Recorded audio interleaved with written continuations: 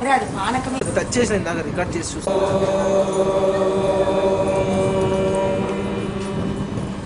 అఖండ మండలాకారం వ్యాప్తం యేన చరాచరం యత్పదం దర్శితం యేన తస్మై శ్రీ గురవే నమః. సదాశివసమారంభాం శంకరాచార్య మధ్యమాం అస్మదాచార్యపర్యంతాం వందే గురుపరంపరాం. గురుబ్రహ్మా గురుర్విష్ణు గురుదేవో మహేశ్వరః. గురు సాక్షాత్ పరబ్రహ్మ తస్మై శ్రీ గురవే నమః. విద్యానందం పరమసుఖదం కేవలం జ్ఞానమూర్తిం విశ్వాతీతం గగనసదృశం తత్వమస్యాదిలక్ష్యం. ఏకం నిత్యం విమలమచలం సర్వధీ సాక్షిభూతం భావాతీతం త్రిగుణరహితం సద్గురుం తం నమామి. ఓం సహనా భవతు సహనౌ భునక్తు సహ వీర్యం కరవావహై తేజస్వినావధీతమస్తు మా విద్విషావహై. ఓం శాంతి శాంతి శాంతి.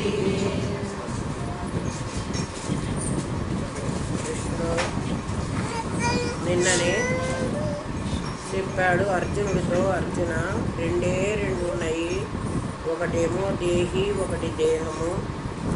దేహం మీద అభిమానం ఉన్నంతసేపు నీకు దుఃఖం ఉంటుంది. దేహం మీద అభిమానం ఎప్పుడు పోతే నీకు అప్పుడు దుఃఖ నివృత్తి అవుతుంది. దేహాభిమానే గడితే మరి అయిపోయిందా, దేహం నేను కాదు అని నాకు అనిపిస్తే సరిపోయిందా అంటే కాదు. విజ్ఞాతే పరమాత్మని ఇంకా నెక్స్ట్ స్టెప్ అయిపోతుంది. అది తెలుసుకుంటేనే ఎత్ర ఎత్ర మనోయాతి, నీ మనసు ఎక్కడికి పోయినా అక్కడ సమాధి సృష్టినే నువ్వు పొందుతావు. అందుకని దేహాభిమానం పోవడము, దేహం నేను కాదని తెలుసుకోవడము,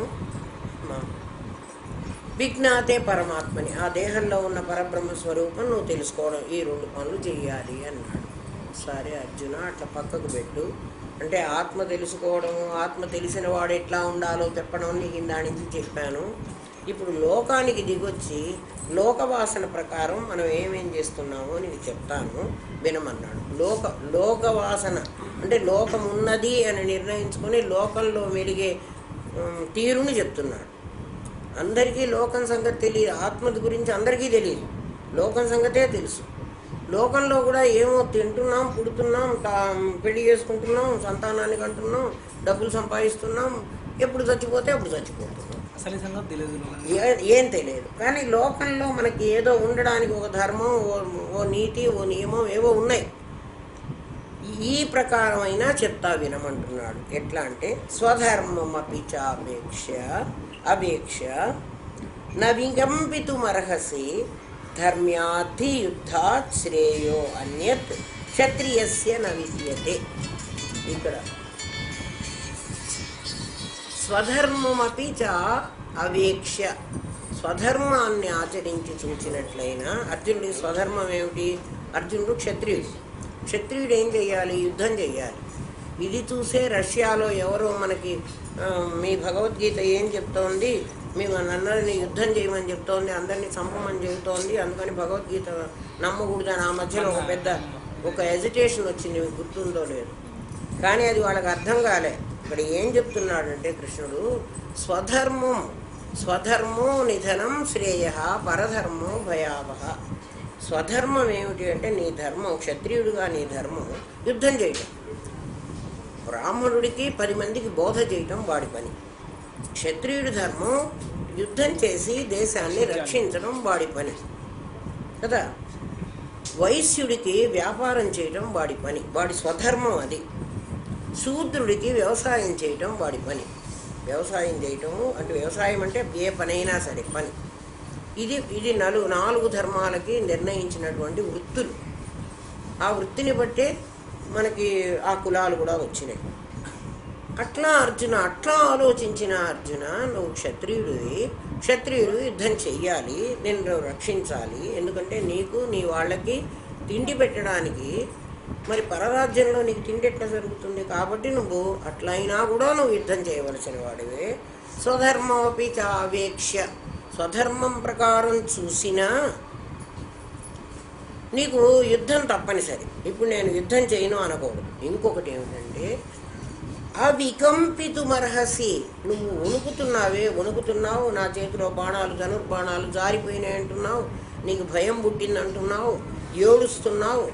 మరి వికంపనం అంటే వణకటం. ఈ వణకటం అనేది బాగా వణకటం. వికంపితు అంటే బాగా వణకటం. బాగా వణకటం నీకు ధర్మం కాదు అర్జున. నువ్వు యుద్ధం చేయవలసిన క్షత్రియుడివి. క్షత్రియుడు వణికిపోయి పరివెత్తి పారిపోకూడదు. ఆ ధర్మం ప్రకారం కూడా నీకు ఇదేను అని చెప్పాడు. క్షత్రియస్య న విద్యతే, క్షత్రియుడు గనక ఈ యుద్ధంలో అంటే ధర్మబద్ధమైనటువంటి యుద్ధం చేస్తే క్షత్రియుడికి పాపం రాదు. అంటే మామూలుగా ఒక ప్రాణిని చంపితే పాపం వస్తుంది. మరి క్షత్రియుడు యుద్ధభూమిలో ఎంతమందినో చంపుతాడు, ఆ క్షత్రియుడికి పాపం రాదు. ఇప్పుడు జంతువులకు కూడా వాటి ఆహారం కోసం ఒక పులి ఒక జింకను చంపింది అనుకుందాం. ఆ జింక గర్భవతి అయిన జింక, దాన్ని చంపింది అనుకుందాం. చంపితే ఆ తల్లి లోపల బిడ్డ కూడా చచ్చిపోయింది, తల్లి కూడా చచ్చిపోయింది. ఇద్దరు చచ్చిన పాపం ఎవరికి వస్తుంది అంటే పులికి రాదు. ఎందుకని? అది ఆహారం కోసం చంపింది, దాని ధర్మం అది. అదే మనిషి ఒకదాన్ని చంపాడంటే వీడికి పాపం వస్తుంది, వాడి స్వార్థం కోసం చంపుతుంటే. అట్లా నువ్వు క్షత్రియుడివి కాబట్టి నీకు యుద్ధం చేయడం నీ ధర్మం కాబట్టి అది ధర్మయుద్ధం చేస్తున్నావు కాబట్టి అధర్మయుద్ధం చేయటం లేదు. ధర్మక్షేత్రే కదా అసలు, ఆ క్షేత్రమే ధర్మక్షేత్రం. అటువంటిప్పుడు నీకు పాపం కూడా రాదు అర్జున అన్నాడు. దీంట్లో మనకి అర్జునుడికి బోధించింది ఈ మాటలు మనకి బోధిస్తున్నాడు కృష్ణుడు. అంటే భగవద్గీత మనకి ఏం చెప్తోందంటే నీ ధర్మం ఏమిటో ముందు నీకు చెప్తోంది. బ్రాహ్మణుడు, క్షత్రియుడు, వైశ్యుడు, శూద్రుడు అని 4 జాతులు లేరు అసలు. ఉన్నది ఒక జాతే ఉంది. ఒకటి దేహి, ఒకటి దేహం. ఆ ఇద్దరు కలిసే ఉంటారు. అంటే పుట్టినప్పటి నుంచి ఒక దేహి, ఒక దేహము. పుట్టారు వీళ్ళంతా చిన్న వాళ్ళు కదా. అంటే వాళ్ళకి జ్ఞానం లేదంటున్నాం మనం, వాళ్ళకి తెలియదు. వాళ్ళ గురించి మనమే ఆలోచించాలి అని. అంటే తిండి కూడా వాళ్ళు సంపాదించుకోలేరు, మనమే సంపాదించి వాళ్ళకి తిండి పెట్టాలి. కష్టపడేటువంటి శక్తి వాళ్ళకి లేదు. అటువంటి వాడెవడు అంటే శూద్రుడు. శూద్రుడికి పరిశుభ్రత తెలియదు. అంటే ఇప్పుడు ఆ పిల్లకి నోట్లో వేలు పెట్టుకోకూడదని తెలియదు, ముక్కులో వేలు పెట్టుకోకూడదు అని తెలియదు, ఎవరన్నా వస్తే ఇట్లా కాలుతో కొట్టకూడదు అనేది తెలియదు కదా. వాళ్ళ పని ఏదో వాళ్ళు చేసుకుంటూ పోతారు, నువ్వు చెక్ చేస్తూ ఉంటావు. అట్లా 12 సంవత్సరాల వరకు నువ్వు శూద్రుడివి. ప్రతి ఒక్కడు అంటే నీకు పరిశుభ్రత అక్కర్లేదు, కింద పడ్డది కూడా నోట్లో పెట్టుకుంటావు. అంటే పిల్లవాడు పెట్టుకుంటుండలే, మనం చూస్తుండే. అంటే మనమే బాల్యావస్థ అంతా శూద్రావస్థ. స్నానం చెయ్యము, పరిశుభ్రంగా ఉండాల్సిన పని లేదు, ఏది దొరికితే అది చెయ్యి కూడా కడుక్కోము, అట్లనే మింగేస్తాము. కులం లేదు, గోత్రం లేదు, ఎవడు వండినా తింటాము, ఎక్కడికి పోయినా ఉంటాము. అట్లా అంటే ఒక పద్ధతి అంటూ ఉండదు. శూద్రుడు వాడన్నమాట. అంటే నీతి నియమాలు వాడికి ఏం ఉండక్కర్లేదు. అది బాల్యావస్థ. మనకు కూడా బాల్యావస్థ అలాంటిదే, దానికి ఏం తెలియదు. నెక్స్ట్ అవస్థ బాల్యం శూద్రావస్థ. 10-12 ఏళ్ల వయస్సు వరకు మనకు తెలివి వచ్చేవాడు. ఇంకా అప్పటి నుంచి వైశ్య జాతి మొదలవుతుంది, వైశ్య జన్మ మనకే. వైశ్యుడు ఏం చేస్తాడు? తన దేశంలో లేనటువంటివి ఇతర దేశంలో ఉన్నటువంటివి తీసుకురావడము, ఇక్కడ ఉన్నవి అక్కడికి అమ్మడం, అక్కడ ఉన్నవి ఇక్కడికి తేవడం. వాడి వ్యాపారం అదే కదా, వ్యాపారం చేస్తాడు. నువ్వేం చేస్తున్నావు? చదువుకుంటున్నావు, గురువు దగ్గర నుంచి ఆ విద్యని నీ దగ్గరికి తెచ్చుకుంటున్నావు, నీ దగ్గర ఉన్న విద్యని అమ్ముకుంటున్నావు. ఇప్పుడు మనం అందరం చేస్తున్న పని ఏమిటి? ఉద్యోగాలు చేస్తున్నారంటే ఏం చేస్తున్నారు? కొంతకాలం విద్య నేర్చుకున్నావు, తర్వాత విద్యని అమ్ముకుంటున్నావు. కొంతకాలం ఒక వృత్తి పని నేర్చుకున్నావు, ఆ పనిని అమ్ముకుంటున్నావు. అంటే నువ్వేం చేస్తున్నావు? వైశ్యుడు చేసేయాల్సిన పని బిజినెస్ చేస్తున్నావు. ఎందుకు చేస్తున్నావురా బిజినెస్ అంటే నాకు పొట్ట గడవాలంటే. అంటే సూత్ర అవస్థ నుంచి నేను వైశ్య అవస్థకు వచ్చేసాను. ఏ కులం అని కాదు, మా దేహం ఉన్నవాడి సంగతి చెబుతున్నాడు.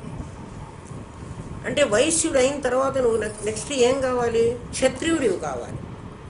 క్షత్రియుడివి కావాలంటే ఏం చేయాలి? క్షత్రియుడికి శత్రువులతో పోరాడటం వాడి పని. నువ్వు వైశ్యవృత్తి చేస్తూనే, వైశ్యవృత్తి చేయటం అంటే ఏమిటి?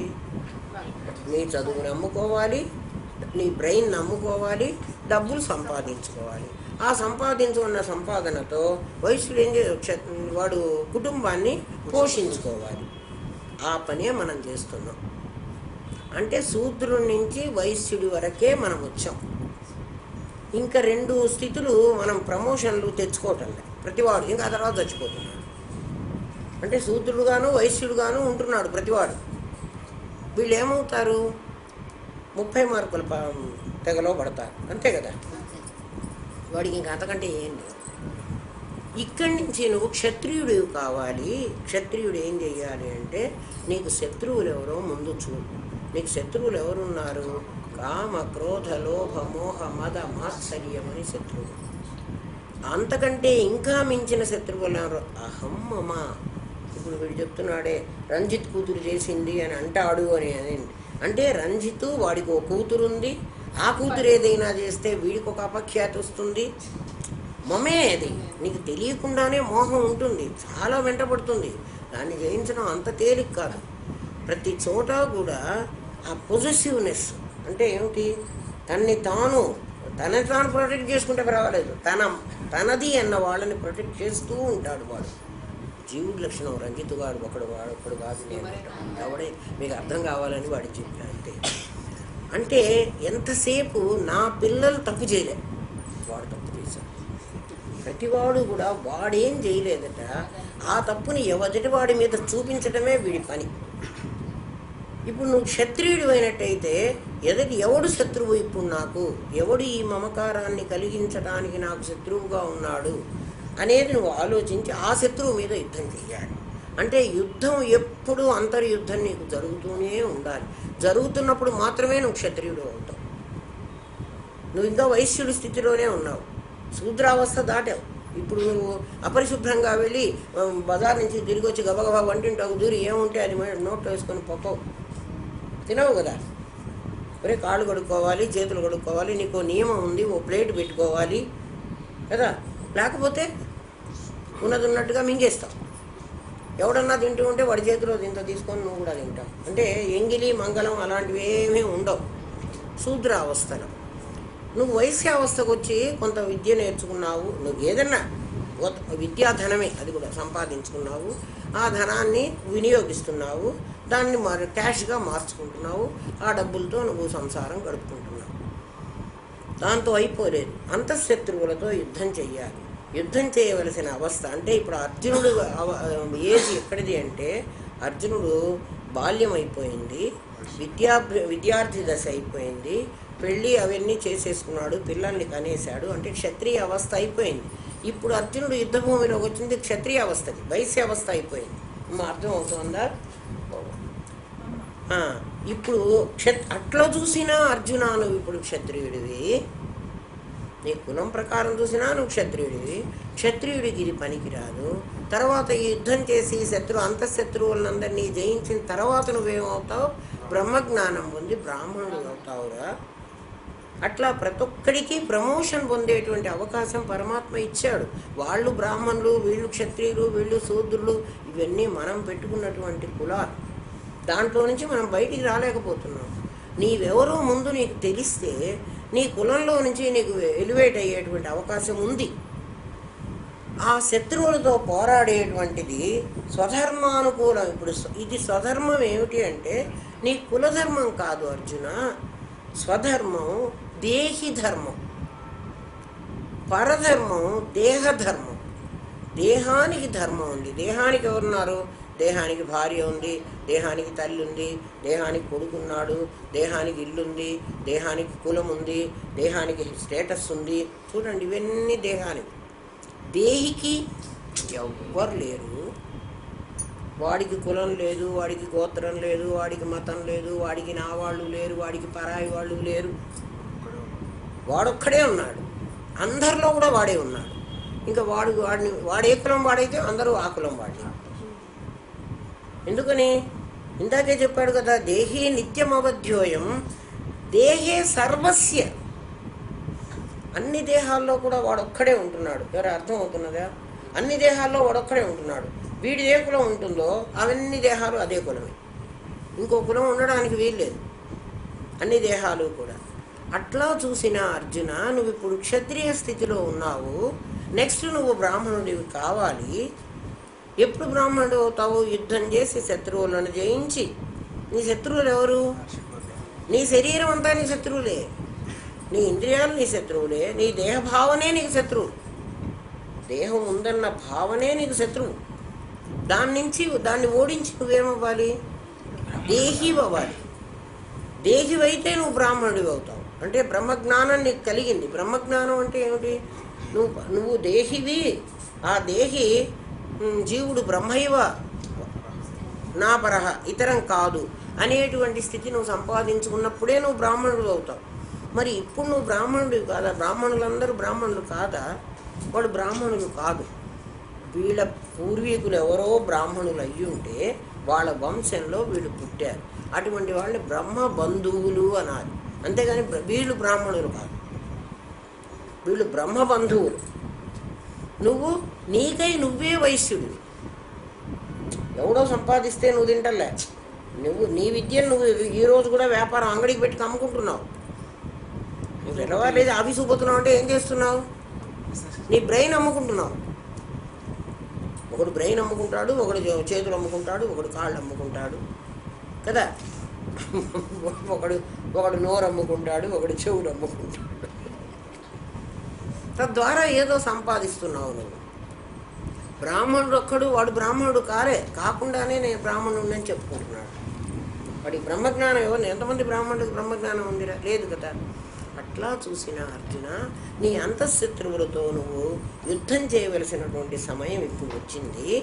క్షత్రియుడుగా మనందరం అర్జునుడు. ఇప్పుడు మనకు చెప్తున్నాడు అన్నవాడు పరమాత్మ. వికంపితూ, ఈ వణికు నీకు అనవసరం, నువ్వు ఈ భయపడటం అనవసరం, నీ ఏడుపు అసలే అనవసరం. దీనికి నువ్వు నా అర్హసి, తగిన వాడివి కావు. ఆ అర్హత నీకు లేదు. క్షత్రియుడు కాబట్టి చచ్చినట్టు యుద్ధం చెయ్యి అని చెప్పాడు. అంతేగాని భగవద్గీత అందరినీ చంపు పొడుగు యుద్ధం చెయ్యి అని చెప్పిందా? ఈ సెన్స్ వాడికి అర్థమైందా? దాని మీద పెద్ద గొడవ చేసి భగవద్గీతని బ్యాన్ చెయ్యాలి. భగవద్గీతని బ్యాన్ చేసేది వాడు అర్థం చేసుకోవడానికి వాడికి తెలియలేదు కాబట్టి వాడు బ్యాన్ అవ్వాలి ముందు. అంతే కదా. గీత అర్థం కాదు అందరికీ. గీత అర్థమైతే నీ గీత మారిపోతుంది. యదృచ్ఛయ, ఇప్పుడు అర్జునుడికి ఉపదేశం చేశాడు, మనకు కూడా ఉపదేశం చేశాడు. ఒరే నాయన, మీరంతా వైశ్యులు. ఇప్పుడు వైశ్యుల్లో నుంచి నెక్స్ట్ ప్రమోట్ అవ్వాల్సినటువంటిది క్షత్రియ దశ. మీరు క్షత్రియ దశలో ప్రమోట్ అవ్వండిరా. అయితే మేమేమవుతామంటే తర్వాత బ్రాహ్మణులుగా మీరు మారిపోతారు. బ్రహ్మజ్ఞానం పొందితే లేకపోతే బ్రహ్మ బంధువులు అవుతారు. తెలిసి ఉంటే బ్రహ్మ బంధువులు, లేకపోతే బ్రాహ్మణులు అవుతారు అని చెప్పాడు. అర్జునుడికి ఉపదేశం చేశాడు, మనకి కూడా ఉపదేశం చేశాడు. నెక్స్ట్ శ్లోకంలో ఇదంతా ఉపదేశం లోకవాసన అనుసరించి. లోకమే లేదని చెప్పాడు ఇందాక, ఇదంతా మిథ్య అని చెప్పాడు కదా. అవ్యక్తాదీని వ్యక్త మధ్యాని అవ్యక్త నిధనాన్యేచ అన్నాడు కదా. ముందు లేదు, తర్వాత ఉండదు, మధ్యలో ఉన్న దానికోసం ఎందుకురా ఈ గోలంటాను. యదృచ్ఛయాచోపపన్నం స్వర్గద్వారమపావృతం, ఆశ పెడుతున్నాడు. సామ దాన భేద దండోపాయాలని ఉపాయాలు 4 సామంగా చెప్పాడు. అర్జున, దేహము వేర్రా నాయన, యుద్ధం చేసుకోరా, నువ్వెవరిని చంపటం లేదురా, వాళ్ళు ముందే చేస్తారు. ఇది మెల్లగా చెప్పాడు కదా. ఇప్పుడు సామ దాన భేద దండోపాయాలు కదా. ఇప్పుడు దానం చెప్తున్నాడు. దానం ఏం చెబుతున్నాడంటే, నీకు ఉత్తరికి దొరుకుతోందిరా ఒకటి. ఏం దొరుకుతోంది? ఎవడైతే యుద్ధ భూమిలో మరణిస్తాడో వాడికి స్వర్గద్వారాలు తెరిచి ఉంటాయి. యుద్ధంలో చచ్చిపోయిన వాడికి వీర స్వర్గం వస్తుంది. ఇదొకటి. ఇక వాళ్ళకి మంచివాళ్ళ చెడ్డవాళ్ళ అని ఏం చూడరన్నమాట. యుద్ధభూమిలో చచ్చిపోతే వాళ్ళు చక్కగా స్వర్గానికి వెళ్తారు. ఎక్కడైనా రాశానా చూస్తున్నా, తర్వాత రాశాను. ఏమిటంటే ధర్మరాజు యుద్ధం అంతా అయిపోయింది. స్వర్గారోహణ పర్వంలో పాండవులు 5 బతికారు కదా, మిగిలిన వాళ్ళందరూ దుర్యోధనుడు మొదలైన వీళ్ళంతా చచ్చిపోయినారు. 18 అక్షౌహిణుల సైన్యం చచ్చిపోయింది. వీళ్ళంతా అయిపోయిన తర్వాత ధృతరాష్ట్రుడు, గాంధారి వీళ్ళంతా కూడా పోయినారు స్వర్గారోహణ పర్వం వరకు. స్వర్గానికి ఇంకా వెళ్ళాలి, ధర్మరాజు వెళ్ళాలి. వీళ్ళంతా కలిసి హిమాలయ పర్వతాల వైపు ఉత్తర దిక్కుగా నడిచిపోవాలి. ఎవడైనా ఉత్తర దిక్కుగా నడిచిపోతాడంటే ఇంకా వాడు చచ్చిపోవడానికి పోతున్నాడు అని అర్థం. పోయినంతసేపు పోతాడు, ఎంత దూరం పోతే అంత దూరం, ఎక్కడ పడిపోతే అక్కడ వస్తాడు. అందుకే ఉత్తర దిక్కుగా పోవాకండ్రా అంటారు, అంటే లోకంలో ఉండవలసిన వాళ్ళని. అట్లా ఉత్తర దిక్కుగా వీళ్ళు హిమాలయ పర్వతాలకి పోతున్నారట. వీళ్ళతో పాటు ఒక కుక్క కూడా పోతున్నదట. ధర్మరాజుతో పాటు ఒక కుక్క వస్తుంది. కుక్క అదే వెంటబడి వస్తుంది. ఇక్కడి దాకా వచ్చిన తర్వాత మొట్టమొదట ద్రౌపది పడిపోయింది. ఆ తర్వాత సహదేవుడు పడిపోయినాడు.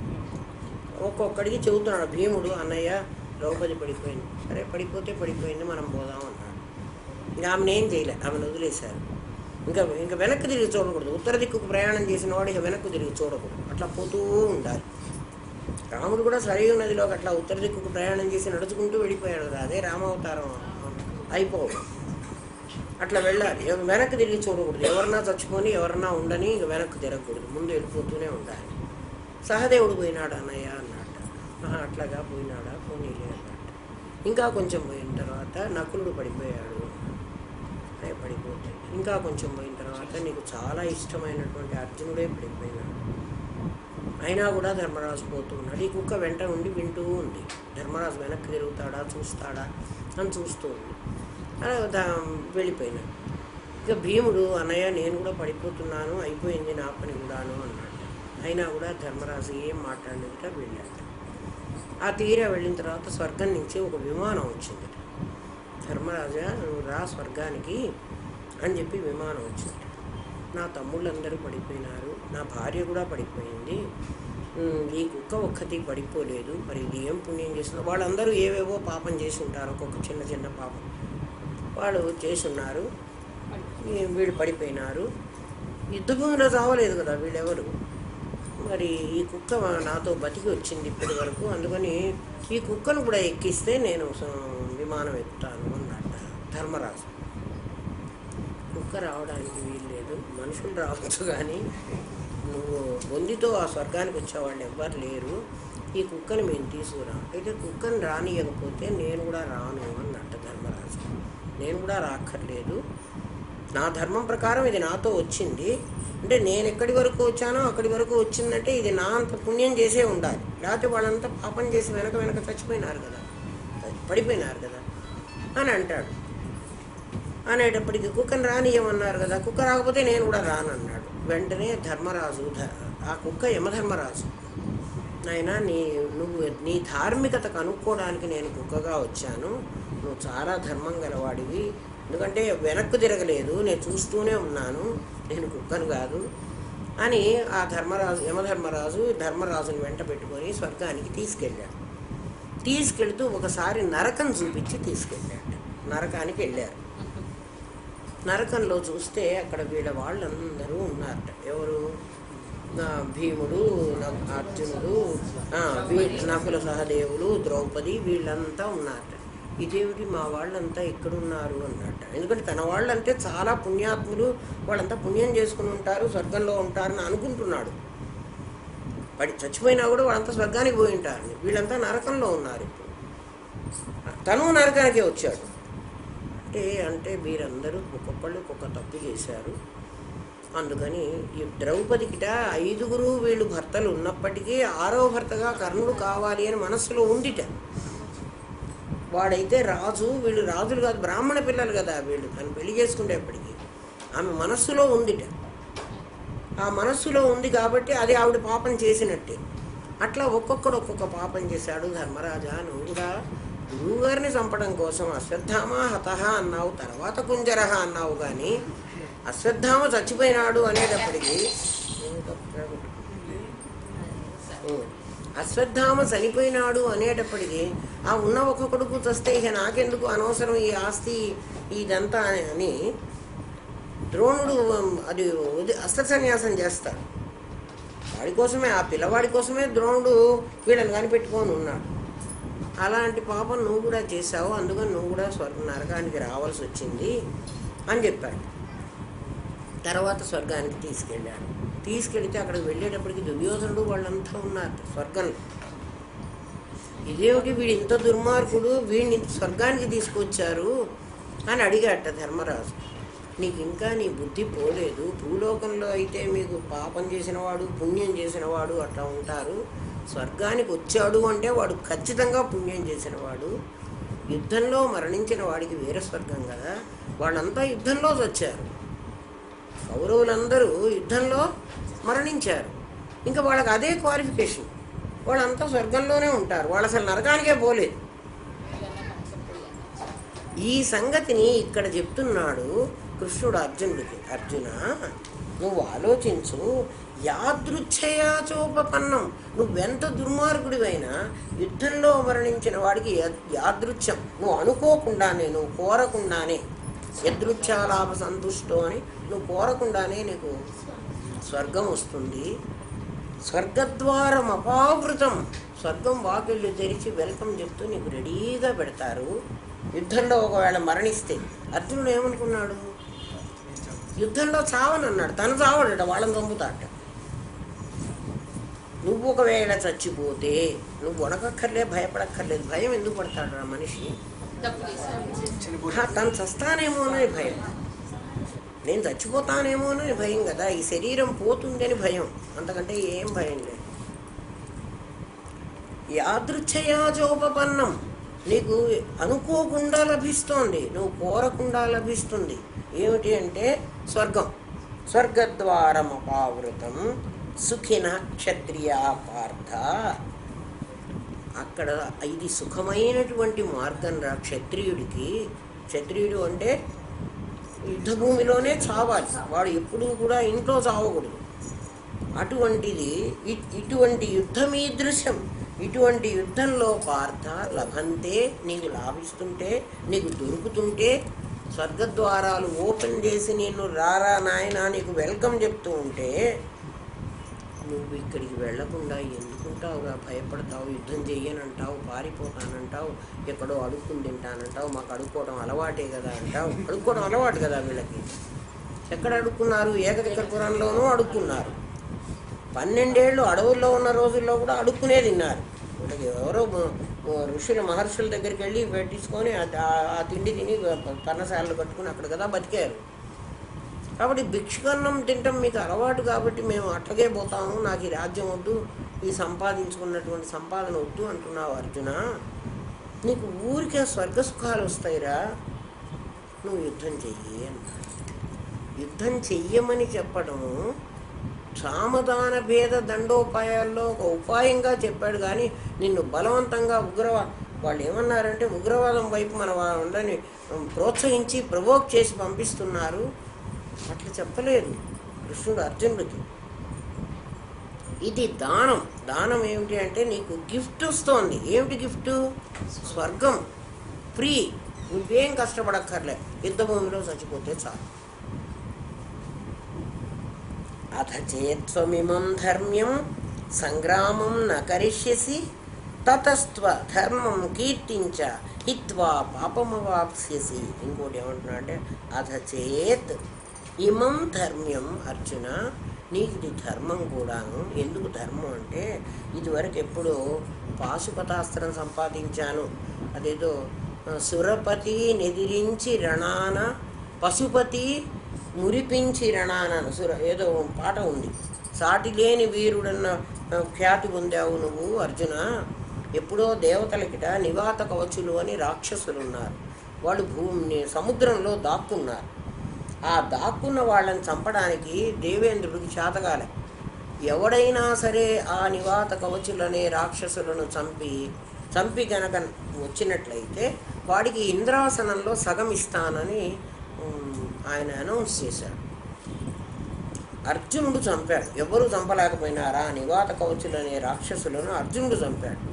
అందుకని ఆ ఇంద్రాసనానికి తీసుకెళ్ళి వాడి కొడుకే అర్ధాసనం అని ఇంద్రుడు ఇచ్చాడు స్వర్గంలో. ఇది లోకమందరికీ తెలుసు. ఇంద్రుడికి యుద్ధంలో సహాయం చేసి అర్ధాసనాన్ని సంపాదించుకున్నాడు అని. అట్లాగే కిరాతార్జునీయంలో పశుపతి ఈశ్వరుడితో యుద్ధం చేసి గెలిపించి ఆయన దగ్గర నుంచి పాశుపతాస్త్రం సంపాదించుకున్నాడు ఒక పంది కోసం. కిరాతార్జునీయుని కిరాతుడు, అర్జునుడు కిరాతుడు, శివుడు. అర్జునుడు తపస్సు చేసుకుంటుంటే అక్కడికి ఒక పంది వచ్చింది. ఆ పందిని అర్జునుడు వాడు కిరాతుడు బాణం వేశాడు. అర్జునుడు కూడా బాణం వేశాడు తపస్సు చేసుకుంటున్న చోటుకి వచ్చిందని. ఆ పందిని నేను చంపానంటే నేను చంపాను. ఎవడు చంపాడు అంటే ఎవడు చంపాడు సాక్ష్యం ఎవడు లేడు. ఇద్దరం యుద్ధం చేద్దాం, ఎవడు గెలిస్తే వాడు చంపినట్టు అన్నారు. ఇద్దరు యుద్ధం చేశారు, అర్జునుడును ఈశ్వరుడు. ఆ ఈశ్వరుడు ఆ యుద్ధంలో అర్జునుడిని మెచ్చుకుని, నాయన నువ్వు చాలా బాగా యుద్ధం చేశావు, నీ బలం చూడటం కోసమే నేను ఈ పని చేశానని పాశుపతాస్త్రాన్ని ఆయనకి ఇచ్చాడు అర్జునుడికి. ఈ సంగతి లోకమందరికీ తెలుసు. అర్జునుడి దగ్గర శస్త్రాస్త్రాలు అన్నీ ఉన్నాయి. వీళ్ళందరినీ ఇంద్రుడిని మెప్పించాడు, శివుణ్ణి మెప్పించాడు, ఇంకా పెద్ద పెద్ద అస్త్రాలు సంపాదించుకున్నాడు అనేటువంటి ప్రఖ్యాతి నీకు ఇంతకుముందే అర్జున. సంగ్రామం నకరిష్యసి, ఇప్పుడు గనక యుద్ధం చేయకపోతే, ఇది చూడు, ఇది భేదం. సామం చెప్పాడు, దానం చెప్పాడు, భేదం చెప్తున్నాడు. అంతేకాని యుద్ధం చేయమని చెప్పలేదు, ప్రవోక్ చేయలేదు. ఎవరైనా మిమ్మల్ని అడిగినప్పుడు మీరు చెప్పగలిగి ఉండాలి. అందుకని మీకు చెప్తున్నా ఇంత మాట. మీ కృష్ణుడు యుద్ధం చేయమని చెప్పాడు అర్జునుడికి? అసలు చెప్పలే. సామధాన భేద దండోపాయాల్లో ఎవరికైనా ఒకడికి చెప్పాలి ఇవన్నీ. అట్లా చెప్పాడు వాడు.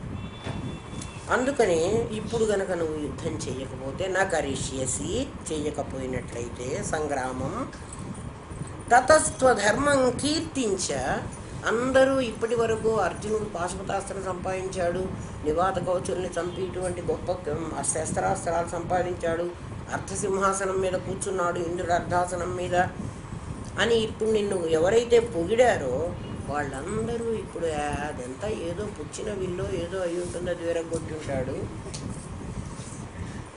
అని అట్లా నిన్ను అవమానిస్తే అర్జున, ఆ అపకీర్తి పడటం కంటే నువ్వు చావడం మేలు కదయ్యా. ఇంత గొప్ప పేరు సంపాదించుకున్న వాడివి ఆ అపకీర్తి వస్తే నీకు కీర్తి వచ్చింది. కీర్తి రానివాడు చచ్చినా బాధ లేదు. ఒక కీర్తి వచ్చినవాడు ఆ కీర్తిని అనుభవిస్తూ ఒక అపకీర్తి పాలయ్యేవాడు అందరూ నిన్ను తిడుతుంటే, అయ్యో వీడు పనికి మాలినవాడు, యుద్ధం చేయకుండా తిరిగి వచ్చాడు, అట్లా నువ్వు చేస్తే, అట్లా గనక నువ్వు అయినట్లయితే పాపమ్మ వాక్షసి, నీకు పాపం పొందుతావు కదా, పాపం వస్తుంది కదా నీకు.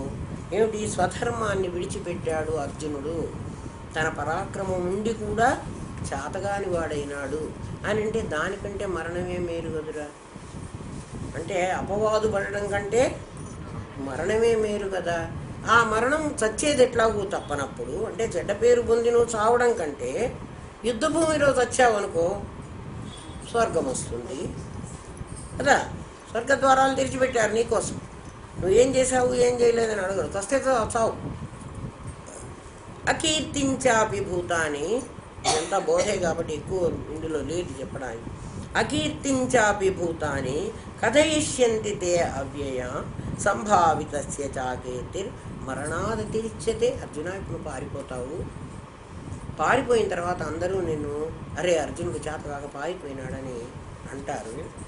సంభావితస్య చ కీర్తి, సంభావిత నువ్వు పొందినటువంటి ఈ కీర్తి ప్రతిష్టలన్నీ అవి పోయి అపకీర్తి నీకు గనక వచ్చినట్టయితే అది మరణాదతిరిచ్చితే, చావు కంటే గొప్పదనుకుంటున్నావా? చావే మేలు. అంటే చెడ్డ పేరు పొందడం కంటే చచ్చిపోవడమే మేలు. అకీర్తించాపి భూతాన్ని, అకీర్తి నీకు రాకూడదు, చెడ్డ కీర్తి రాకూడదు. చేయరాని పని చేసినప్పుడు, చేయవలసిన పని చెయ్యనప్పుడు లోకంలో అపకీర్తి వస్తుంది.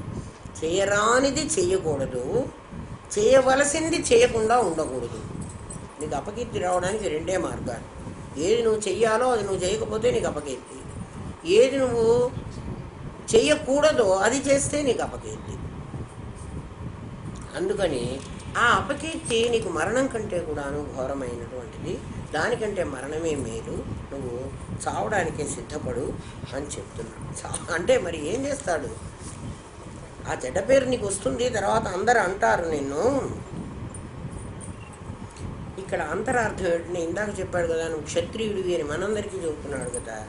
నువ్వు ఆత్మస్వరూపుడివి. ఆత్మస్వరూపం అన్న సంగతి నువ్వు ఆ గౌరవం పొందిన వ్యక్తివి. అంటే నువ్వే త్వమేవ ప్రత్యక్షం బ్రహ్మాసి, నువ్వే ఆత్మస్వరూపుడివి.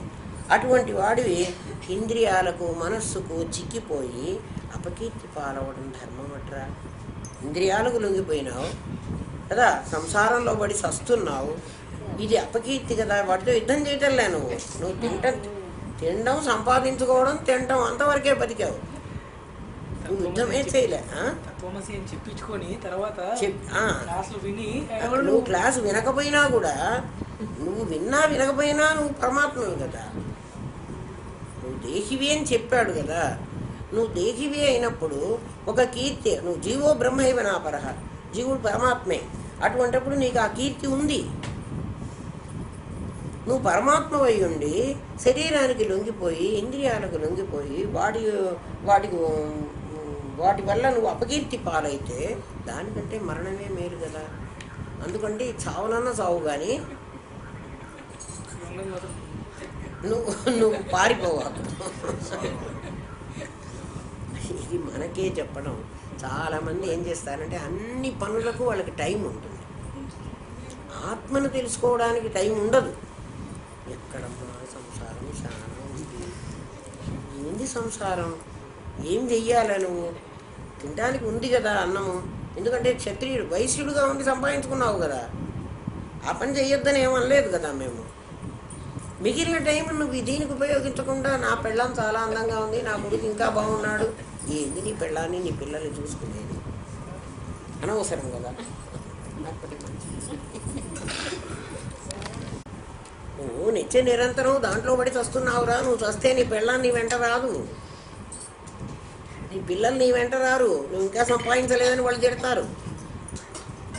ఒకడెవడోట ముందు ఆ చచ్చిపోయే ముందర ఒక ముసలి మామగారు కాశీకి పోయినాడు. ఆ పెళ్ళాన్ని వెంట పెట్టుకుని అత్త మామ కాశీకి పోయినారు, కొడుకులంతా ఇంట్లో ఉన్నారు. కాశీకి పోయి ఏదో వచ్చి కాశీ సమారాధన చేసి వాడు 1,00,000 రూపాయలు ఖర్చు పెట్టాడు. ఖర్చు పెట్టి పాపం ఆ మర్నాడో 3వ రోజు వాడు కాస్త చచ్చాడు. ఈ కొడుకులు అంటారట, మా నాయన ఈ 2 రోజుల్లో కాశీ పోకపోతే ఏమి నష్టం, ఆ కాశీ పోయి ఆ 1,00,000 రూపాయలు ఖర్చు పెట్టుకొచ్చాడు కదా, అది పెట్టకపోతే ఆ డబ్బులు మేము ఇప్పుడు కర్మాంతరాల కన్నా పెట్టేవాళ్ళం కదా, తర్వాత మేము కాశీ పోయేవాళ్ళం కదా ఫ్యామిలీలతో ఈ మధ్యన కాశీకి పోతున్నారు. చాలా తప్పే. అరే ఇది కష్టం వచ్చి ఆమె చచ్చిపోయింది, ఆ ఆస్తులు కలపడానికి పోతున్నాం అనుకుంటున్నారా? వీళ్ళు ఫ్యామిలీలతో ఎంజాయ్ చేయడానికి పోతున్నారా? అందరూ ఏసీలు బుక్ చేసుకొని చితగొట్టాలి ఒక్కొక్కరిని పట్టు. చాలా తప్పు చేస్తున్నారు. తెలియక కాదే, వాళ్ళకి తెలియదా? వాళ్ళు అనుభవించాలి అనే కోరికతో పోతున్నారు. స్వామి కార్యం ఏంది, స్వకార్యం ఏంది? అసలు ఎవరైనా తల్లిదండ్రులు చచ్చిపోతే ఆ కొడుకు ఒక్కడే, ఆ పెద్ద కొడుకే వెళ్ళాలి, ఇంకా మిగిలిన కొడుకులు కూడా వెళితే తప్పు లేదు. ఆ కొడుకులు వెళ్ళి ఆ అస్తుకళ్ళని కలిపి రావాలి. అంతేగాని వాడి పెళ్ళాము, వాడి పిల్లలు, వాడి సంసారం, వాడి ఇంకా అత్తమామ ఉంటే వాళ్ళు అంటే వీళ్ళు ఎంజాయ్ చేయడానికి పోతున్నారు. నిజంగా చూడరా, నేను చాలా మందిని చూశాను అట్లా.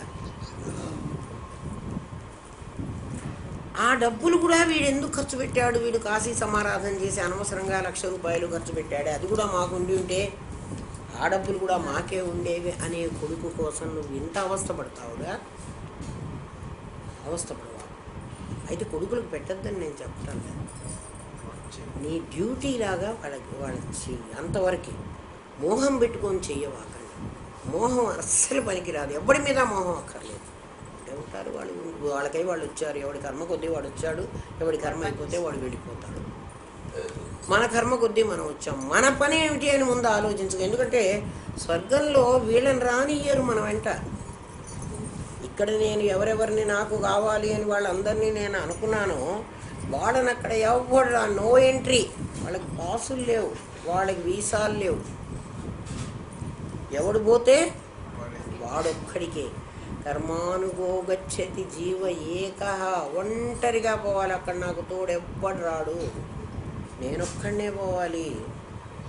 అప్పుడు అరేరే నేను జీవితం అంతా వేస్ట్ చేసుకున్నానే, డబ్బంతా వీళ్ళ కోసం డబ్బు సంపాదించడం కోసమే నా జీవితం అంతా వేస్ట్ అయింది. అసలు ఎన్నాళ్ళు నేను వైశ్యుడుగానే ఉన్నాను, నేను క్షత్రియుడినే కాలేదు, ఇంకా బ్రాహ్మణి నేను ఎన్నడవుతాను.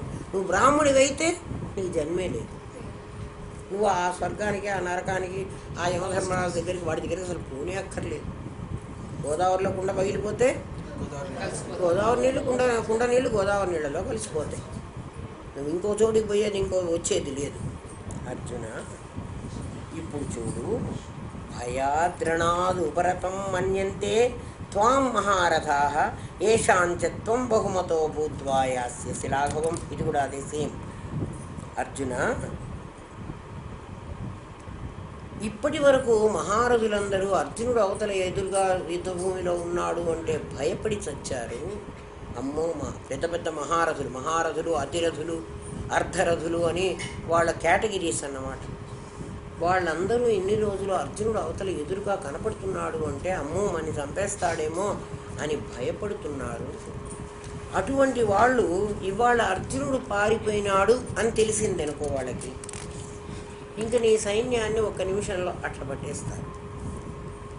ఎవడైతే బలవంతుడు అని అనుకున్నారో అటువంటి అర్జునుడే అక్కడ లేకుండా పోతే, ఇప్పటి వరకు నువ్వు ఘనంగా నీ వల్ల భావింపబడుతూ ఎవరైతే ఉన్నారో వాళ్ళందరూ నిన్నిప్పుడు ఏమంటారంటే, మనం ఇన్నాళ్ళు అనుకున్నాం కానీ వాడు ఏం లాభం లేరా, వాడు డకౌట్ అయిపోయినాడు. వాడిని సచిన్ తెందూల్కర్ లాంటి వాడు వస్తున్నాడు అనుకో బ్యాట్స్మెన్గా, మనం అందరం అబ్బా వీడు ఎన్ని రన్లు చేస్తాడో ఏమవుతుందో అని మనం అనుకుంటూ ఉంటాం. అంటే వాడి ప్రీవియస్ హిస్టరీని బట్టి వీడు చాలా బాగా చేస్తాడు అని మనం అనుకుంటూ ఉంటాం ఆట చూసేవాళ్ళు. వాడు అక్కడికి తీరా వచ్చిన తర్వాత డక్అవుట్ అయినాడు అనుకో, ఇంకా ఒక రన్ కూడా కొట్టలే. మనం ఏమనుకుంటాం, మనం ఏమో పెద్ద అనుకున్నాం కానీ వీడిని లాభం లేదు, తీసి పారేస్తారు. అర్జున, అట్లా నిన్ను అవమానిస్తారా? నువ్వు ఆలోచించుకో. యుద్ధం చెయ్యను అంటున్నావు, ఆలోచించుకో అన్నాడు. ఏమ్మా,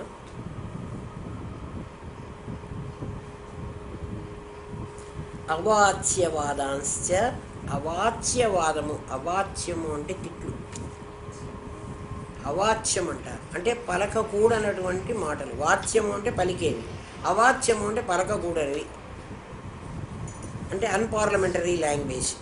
పార్లమెంట్లో అంటే 10 మంది ఎదుట మాట్లాడకూడని మాటలు. అవాచ్యవాదాంశ్చ బహూన్ వదిష్యంతి తవాహితాః నిందంతస్తవ సామర్థ్యం తతో దుఃఖతరం ను కిం. అర్జున, నువ్వు ఆలోచించు. వాళ్ళందరూ అట్లా తిడుతూ ఉంటే నీకు బాధ కలగదేమో పారిపోయిన వాడికి, కానీ వింటున్న మాకు ఎంత బాధ కలుగుతుంది. ఎందుకంటే నిన్ను మేము మావాడు అనుకున్నాం. ఈయన ఎందుకు మావాడు అనుకోవాలి, వాడికి మావాడు వద్దురా అని చెప్తూ కదా రెచ్చగొడుతున్నాడు అన్నమాట. భేదం చెబుతున్నాడు. చూడరా, వాళ్ళందరూ నిన్ను అవాచ్యవాదాంశ పలకకూడని పలుకులు నిన్ను వాళ్ళందరూ నిందిస్తూ ఉంటే, తిడుతూ ఉంటే, ఎట్లాంటి తిట్లు తిడతాడు అని చెప్పటంలే, ఆ తిట్లు అసలు మాట్లాడకూడదు అంటున్నాడు. అట్లాంటి తిట్లు తిడుతుంటే నిన్ను వాళ్ళందరూ తిడుతుంటే బహూన్ వదిష్యంతి. బహూన్ ఒక్క తిట్లు కాదు, ఎవరైనా 4 కూర్చుని మాట్లాడుకున్నాడే, వాడి వేస్ట్ క్యాండిడేట్, వాడు యుద్ధభూమిలో నుంచి తప్పించుకుని పారిపోయినాడు, వాడరా ఇంద్రుడు అర్ధాసనం తీసుకున్నాడా, అంతా ఒట్టిదిరా, ఏదో వీళ్ళు కల్పించి కథలు చెప్పుకుంటారు మనకి. వాడు శివుడితో విధంగా యుద్ధం చేశాడట్రా, ఏం చేసి ఉంటాడులే, వాడు ఏదో పుచ్చిన విల్లు ఎక్కడో బజార్లో కొనుక్కొచ్చుకొని ఉంటాడు, ఇది పాశుపతాస్త్రం అని చెబుతున్నాడు. అది ప్రయోగిస్తేనే కదా దాని కథ మనకు తెలిసేది. వాడు ప్రయోగించలేదు కదా, అదే వాడి దగ్గర ఉంటే ఇప్పుడు ప్రయోగించకుండా వాడు ఎందుకు పోతాడు? పాశుపతాస్త్రం ప్రయోగిస్తే మొత్తం అందరు చస్తారు, బ్రహ్మాస్త్రాలు అట్లాంటి అస్త్రాలు ప్రయోగిస్తే ప్రపంచమంతా పోవాలి. 18 అక్షోణీలు కాదు, మొత్తం మంది చస్తారు. అటువంటిప్పుడు వాడి దగ్గర అది ఉంటే వాడు ఇట్లా పారిపోతాడట అని బహూన్ వదిష్యంతి తవ అహిత, నీ అహితులందరూ మాట్లాడుతూ ఉంటే, అహితులు అంటే నువ్వు గిట్టని వాళ్ళందరూ అంటారు కదా అర్జున. అట్లా అంటున్నప్పుడు నిందంతస్తవ సామర్థ్యం, నీ సామర్థ్యాన్ని వాళ్ళు నిందిస్తూ ఉంటే, వాళ్ళు తిడుతూ ఉంటే, తతో దుఃఖతరం కిం, నీకు దుఃఖతరం కాదా? ఎవరికైనాట మగవాడైన వాడికి నీకు డబ్బు లేదు అంటే బాధ లేదు, నీకు ధనం లేదు అంటే నువ్వు మగవాడివే కాదు అన్నారనుకో, ఇంకా వాడికి అంతకంటే తిట్టక్కర్లేదు. అలా తిరిగితే ఇప్పుడు నువ్వు యుద్ధంలో పారిపోతే, నువ్వు భీరు అయిపోతే నేను అంతే తిడతారు, వాడేమి యుద్ధం చేస్తాడు రా అని. ఒకప్పుడు నేను చాలా గొప్పగా అనుకున్న వాళ్ళందరూ ఈ మాటలు మాట్లాడుకుంటూ నిన్ను తిరుగుతూ ఉంటే అర్జున, పలకకూడని మాటలు మాట్లాడుతూ ఉంటే కదా, నిన్ను నిందిస్తూ ఉంటే వాళ్ళందరూ మేము భరించగలమా? చూడు స్వర్గంలో, అందుకే ధర్మరాజు ఇది స్వర్గారోహణ పర్వంలో చెప్పానే ఇందాక, దుర్యోధనుడు ముందు స్వర్గానికి వెళ్ళాడు, ధర్మరాజు తర్వాత స్వర్గానికి వెళ్ళాడు. ధర్మరాజు నరకాన్ని చూసి వెళ్ళాడు, దుర్యోధనుడు నరకానికే పోలేదు. బతికున్నన్నాళ్ళు ఎట్లా బతికాడు? నవఖండ మహీమండలాధిపతి. 9 ఖండాలు ఉన్నాయంటే మనకి ఇప్పుడు 5 ఖండాలే, 6 ఖండాలే, 6వ ఖండం చీకటి ఖండం అంటున్నారు, మనకు 6 తెలుసు. నవఖండ మహీమండలాధిపతి 6 ఖండంబులు తాను ఏలుచు, 3 ఖండంబులు వారి చేత కప్పంబులు కొనుచు. 3 ఖండాలు వేరే రాజులను పెట్టి వాళ్ళతో పరిపాలించి వాళ్ళు ప్రతి సంవత్సరం కప్పం కట్టేవాళ్ళు ధర్మరాజు. దుర్యోధనుడు కన్నుల చింతామణి, చేతుల స్పర్శవేది, పాదాల్లో పద్మరేఖలు ఉన్నాయి దుర్యోధనుడు మామూలు వాడు కాదు, చాలా గొప్పవాట. అది తెలిసి మనం అందరం ఏదైనా మన ఇళ్లలో పెళ్ళిళ్ళు కార్యక్రమాలు జరిగితే ఎవరినో ఒకరిని స్టోర్ కీపర్గా పెడతాం, స్టోర్లో ఉండే వస్తువులన్నీ అందరికీ ఇచ్చేందుకు ఒక సమర్థులైన వాడిని పెడతాం. అంటే వంట వాళ్ళకు కూడా బస్తాలు బియ్యం ఇయ్యరా, కందిపప్పు ఇయ్యరా, చింతపండు ఇయ్యరా అని పెడతాం. దుర్యోధనుని రాజసూయ యాగంలో, ధర్మరాజు రాజసూయ యాగంలో దుర్యోధనుడికి ఆ పని పెట్టారు. ఎందుకు ఆ పని పెట్టారంటే, దుర్యోధనుడి చేత్తో ఏ బస్తాలో నుంచి అన్న గింజలు తీస్తే ఇంకా ఆ బస్తాలో గింజలు తరగవుట, ఎన్నన్నా తీయని. దుర్యోధనుడి చేతిలో అంత శక్తి ఉంది. కన్నుల చింతామణి, చేతుల స్పర్శవేది, పాదముల పద్మరేఖలు ఉన్నాడు దుర్యోధనుడి పాదాల్లో, అంత గొప్పవాడు.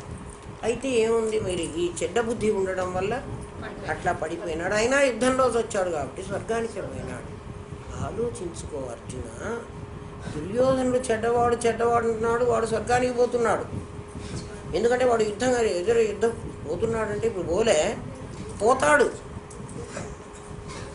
ఎదురుగా ఉన్నవాడు, వాడు బతికున్నన్నాళ్ళు హాయిగా రారాజుగా బతికాడు, మీరు బతికున్నన్నాళ్ళు పిచ్చగాళ్ళలాగా బతికారు. మరి ఆలోచించు, నీ ఇష్టం అని చెప్తున్నాడు.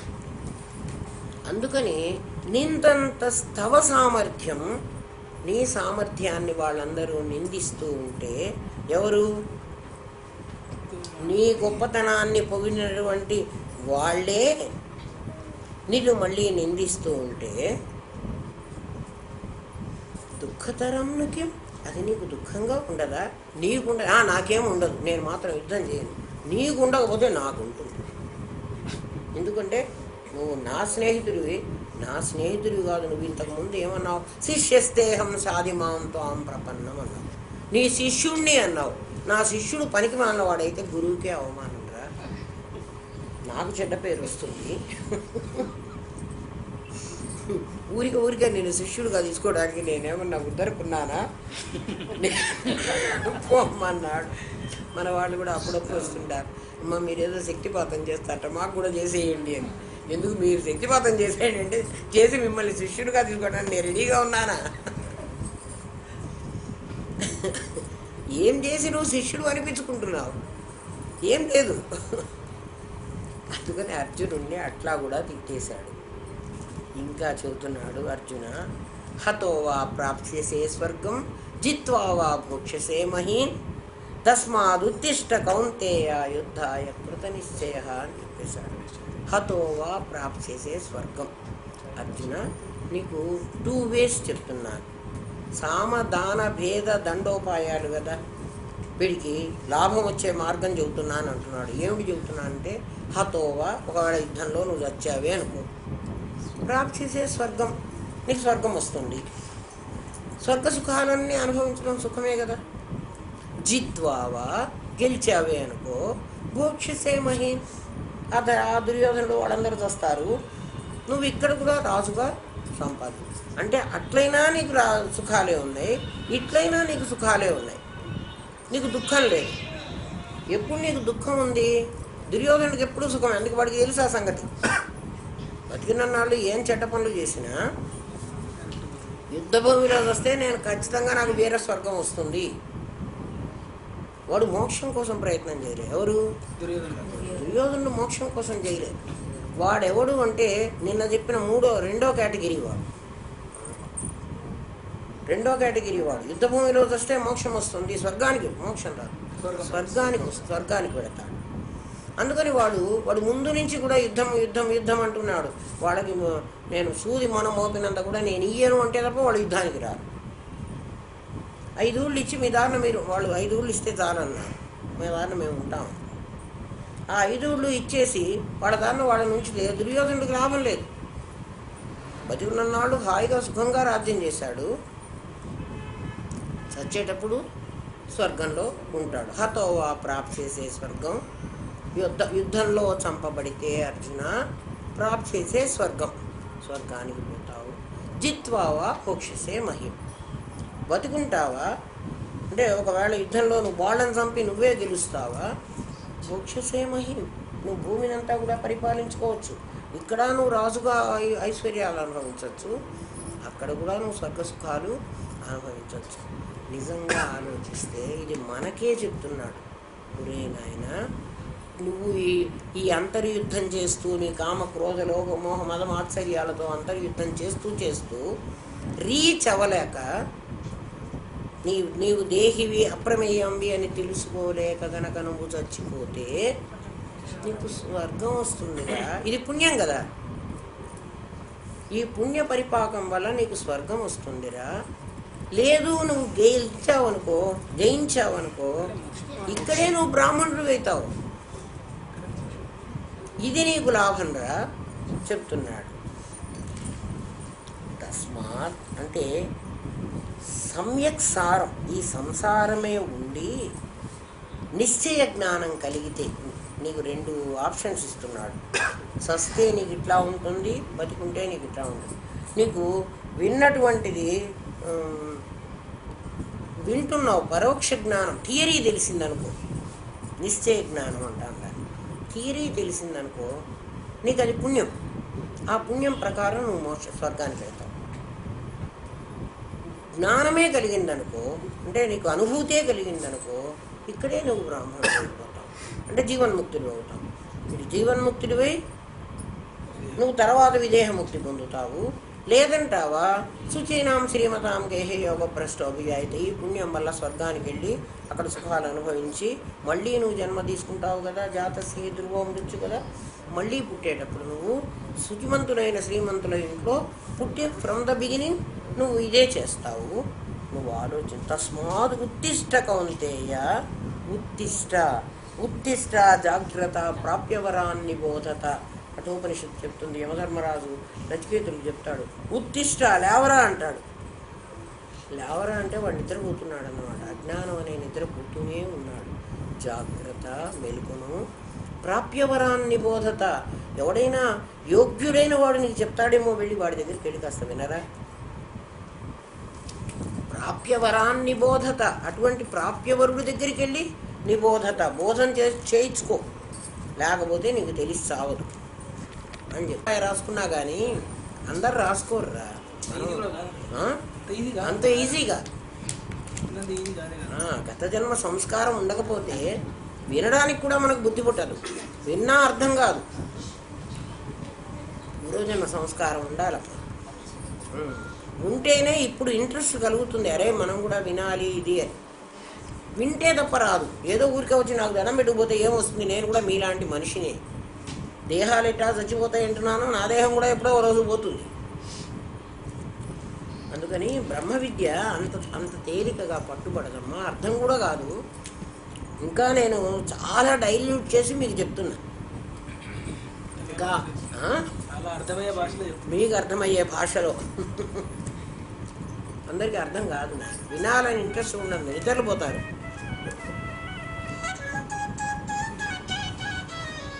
నిద్ర వస్తుంది, తమస్సు ఆవహిస్తుంది, చాలామంది నిద్రపోతారు. నిద్రపోతే నేను తిరుగుతూ ఉంటా.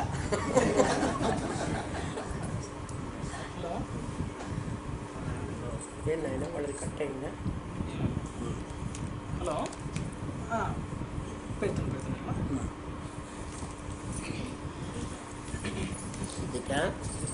ఇది ఒక మహామంత్రం అని చెప్తున్నాడు విద్యాప్రకాశాన్ని దగ్గర అంటాడు. ఈ శ్లోకము ముముక్షువులకు ప్రాణం లాంటిది.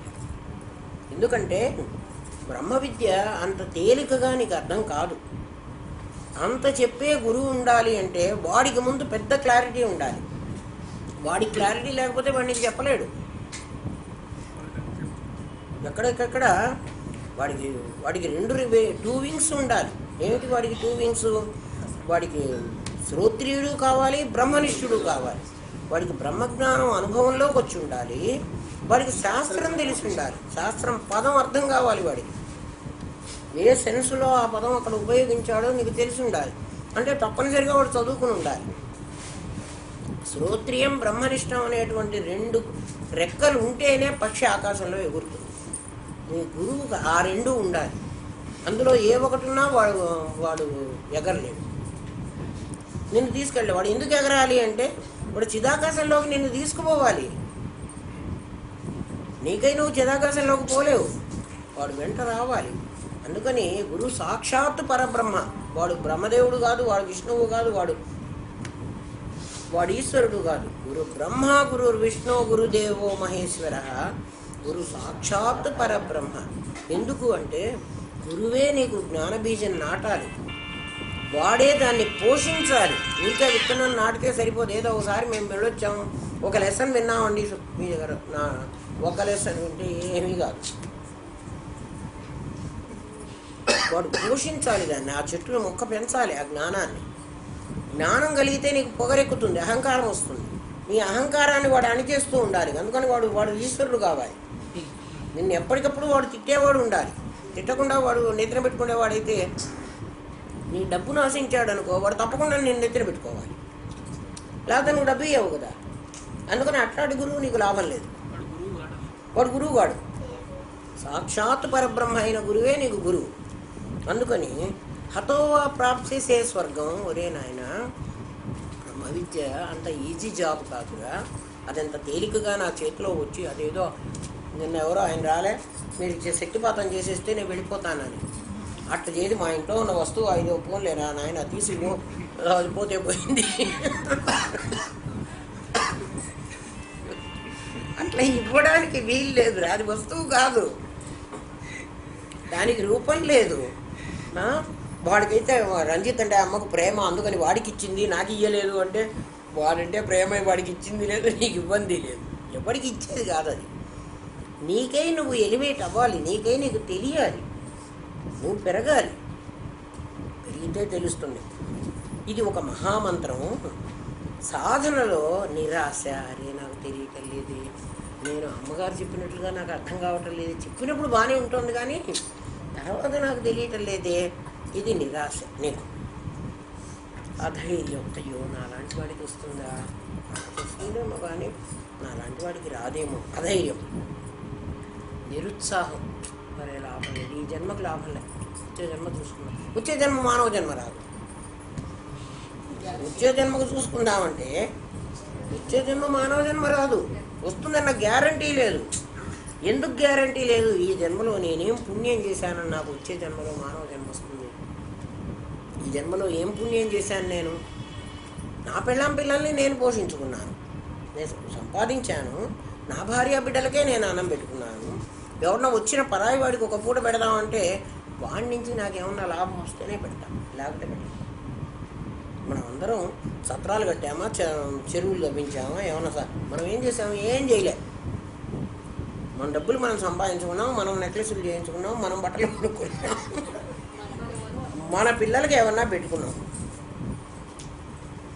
అటువంటిప్పుడు ఎట్లా వస్తుంది మనకు పుణ్యం వస్తుందని నువ్వు ఎట్లా ఆశపడుతున్నావు? ఏం చేయలే.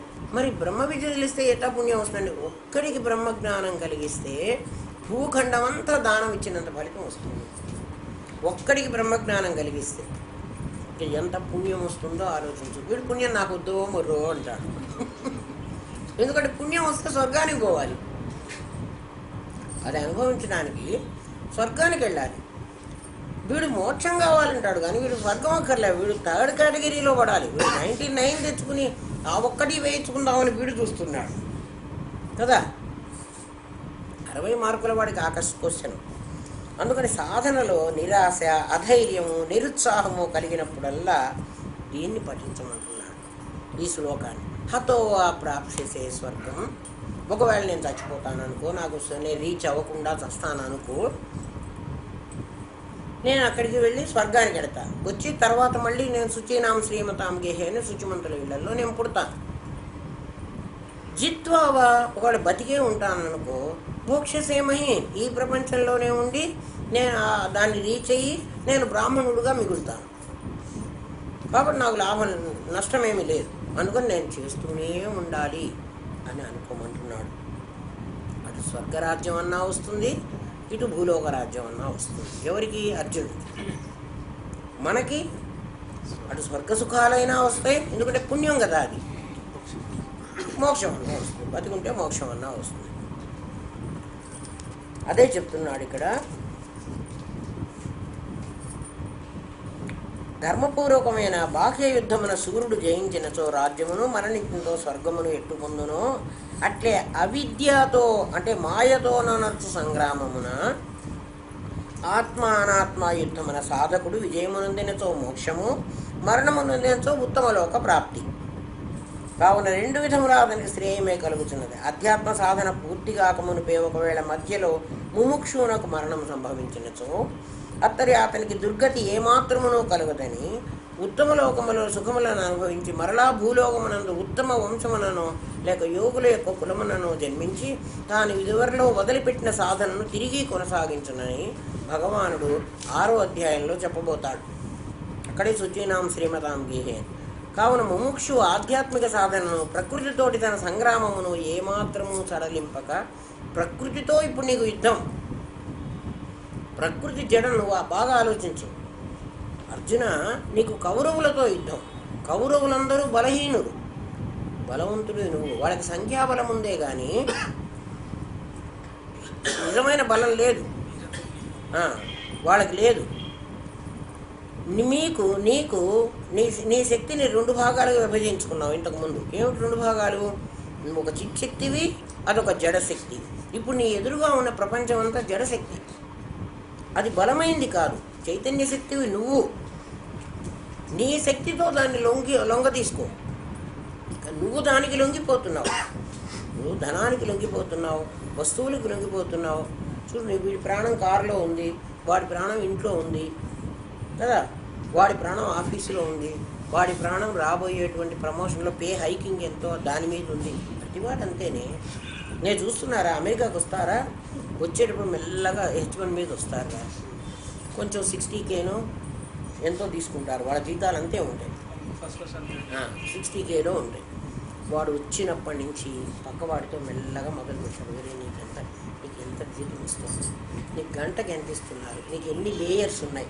ఇది వాడి వర్క్. నేర్చుకుందాము, బాగుపడదాము అని ఒక్కడికి కూడా లేదు. వాడు ఇది మొదలు పెడతాడు.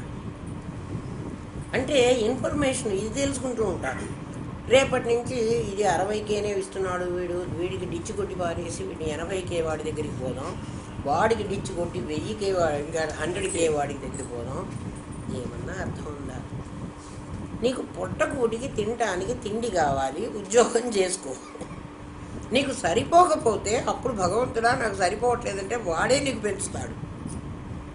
అంటే నీకు తినడానికి చాలకపోతే వీడిని వదిలిపెట్టి వాడి దగ్గరికి పోదాం, వాడిని వదిలిపెట్టి వీడి దగ్గరికి పోదాం, ఇంకోడిని వదిలిపెట్టి నీ జీవితం అంతా ఇదే అయిపోయింది.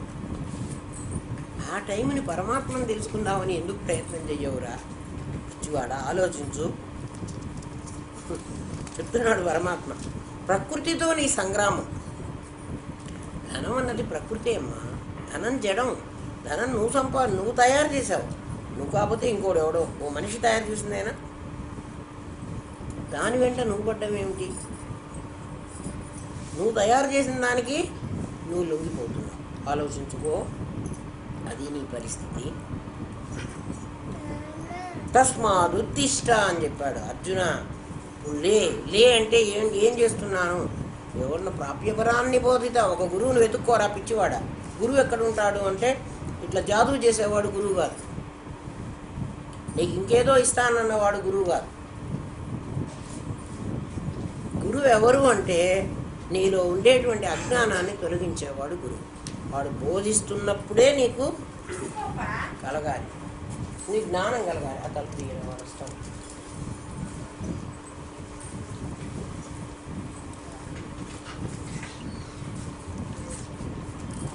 నీకేం చెప్పాలో చెప్తున్నాడు. ఎవడు గురువో చెప్తున్నాడు. నీకు గురువు అయిన వాడు ఏం చెప్తే వాడిని గురువు అనాలి. ఏది చెప్పేవాడిని? సుఖ దుఃఖే సమే కృత్వా. ఒరే నాయన, సుఖము దుఃఖము అనేటువంటివి రెండు ద్వంద్వాలివి. ఈ రెండు నీ మనస్సు అనుభవించేటువంటి అనుభవాలరా, మనస్సది కాదు. నీకు ఇష్టమైనటువంటివి నీకు సుఖంగా అనిపిస్తాయి, నీకు అయిష్టమైనటువంటివి నీకు దుఃఖంగా అనిపిస్తున్నాయి. సుఖం దుఃఖం అనేటువంటివి రెండు లేవురా. అసూ దూ తీసి పారేస్తే కమ్ అంటే అక్కడ ఆకాశమే ఉంది. సుఖం అంటే నీకు అది కంఫర్టబుల్గా ఉంది, దుఃఖం అంటే నీకు అది కంఫర్టబుల్గా లేదు. కానీ నువ్వున్నావు. అది లేకుండా నాకు బాగున్నది మాత్రమే నా దగ్గరికి రావాలి అంటే తినేటప్పుడు చాలా బాగుంటాయి అన్ని వస్తువులు. అవి లోపలికి పోయిన తర్వాత గడబిడి మొదలవుతుంది కదా. ఇప్పుడు ఆ వస్తువు సుఖమిచ్చిందా దుఃఖమిచ్చిందా? తిన్న కాసేపు సుఖమిచ్చింది, లోపలికి పోయినప్పటికీ దుఃఖమిచ్చింది. కానీ నీవు సుఖము కాదు దుఃఖము కాదు, నువ్వు వేరే ఉన్నావు. సుఖ దుఃఖాలు వచ్చిపోయినాయి కదా. రోగం ఎట్లా వచ్చిందో, రోగం వచ్చింది, రోగం పోయింది. అంతకుముందు ఏముంది? నువ్వున్నావు, ఇంక రోగం లేదు, నువ్వు ఆరోగ్యంగా ఉన్నావు. మధ్యలో రోగం వచ్చింది, మధ్యలో రోగం పోయింది. రోగం వచ్చిన కాసేపట్లో నాకు అస్వస్థత ఉంది, మళ్ళీ నాకు స్వస్థత వచ్చింది. స్వస్థత అంటే నా ఒరిజినల్ పొజిషన్. నీ ఒరిజినల్ పొజిషన్ నీకు ఆనందం ఇవ్వాలి. నువ్వెందుకు మందు తీసుకున్నావు? ఆ ఎక్స్ట్రా వచ్చిన దాన్ని పోగొట్టడం కోసం మందు తీసుకున్నావు. అంతేకాని నీకు అదేదో తెచ్చి ఇవ్వలేదు.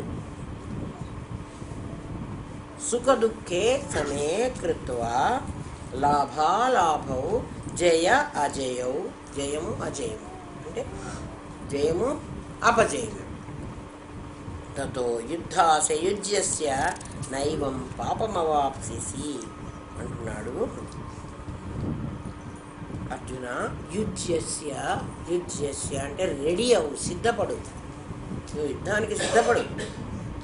పాపమవాప్సేసి, నైనం పాపమవాప్సేసి. నువ్వు అంటున్నావే వాళ్ళందరినీ చంపితే, వాళ్ళందరూ స్వర్గారగలితే, వాళ్ళ పెళ్ళాలు ఏదో చేస్తే, అందరి పెళ్ళాలు అట్లా చేస్తారా? వీడు తప్పు కదా, వీడి ఆలోచనే. పైగా ఆ పుట్టిన పిల్లలు పిండాలు పెడితే ఆ చచ్చిన తండ్రులకి వాళ్ళంతా లుప్త పిండోదకులు అవుతే ఆ పాపం అంతా నాకు వస్తుంది కదా, నీకెందుకు వస్తుంది? ఆ చచ్చిన వాళ్ళంతా స్వర్గానికి పోయినారు హాయిగా. వీళ్ళే చూశారు కదా, అయితే అప్పటికి చూడలేదు, తర్వాత వీళ్ళే చూస్తారు. స్వర్గానికి చేరు. సుఖ దుఃఖే సమే కృత్వా. ఇంకా ఆలోచించు అర్జున, నీకు ఇంతకుముందు పరమాత్మ తత్వాన్ని గురించి చెప్పా కదా, పరమాత్మ అప్రమేయమని. ఇదంతా ప్రమాత, ప్రమాణము, ప్రమేయము అని చెప్పా కదా. అంటే లోకమంతా ప్రమేయం. లోకం ఏమిటి అంటే అది నీ దృష్టికి కనబడుతుంది, నువ్వు ద్రష్టవి. నీ దృక్ అనే ప్రమాణం ద్వారా దృశ్యాన్ని చూస్తున్నావు. దృశ్యమంతా జడం. అది దృశ్యం ఎక్కడుంటుంది అంటే అటు దేశంలో కానీ ఇటు కాలంలో కానీ ఉండాలి, వస్తువుగా ఉండాలి. దేశ కాల వస్తువులుగా ఉండాలి. ఆ దేశము లోకము, ఆ కాలం లోకంలోకి వెళ్ళటం, లోకంలోకి వెళ్తున్నావు. ఆ సుఖాలు ఏవైతే ఉన్నాయో ఆ వస్తువులు ఏమిటి అంటే లోకం అంటే ఇక్కడ ఏమిటి? స్వర్గాది లోకాలు. యజ్ఞయాగాదులు చేసే వాళ్ళందరూ ఒరే నీకు పుణ్యం వస్తుందిరా, గుడికి ఎందుకు వెళ్తున్నావు? పుణ్యం వస్తుందని. పుణ్యం వస్తే ఏం చేయాలి? పుణ్యం వస్తే స్వర్గానికి పోవాలి. స్వర్గం అనేది ఒక దేశమేనా? స్వర్గానికి పోవడం అనేది ఒక కాలంలో పోవాలి. ఇవాళ పోగా మనం స్వర్గానికి ఏదో ఒక కాలంలో పోవాలి. పోయి అక్కడ ఏం చేయాలి? స్వర్గమో అని ఎందుకు వస్తున్నావు? ఏముంది స్వర్గంలో? ఆ ఇంద్రుడు మహా కూర్చొని ఉంటాడు. ఆ రంభ, ఊర్వశి, మేనక మన టీవీ పెడితే కావాల్సినంతమంది కనపడతారు.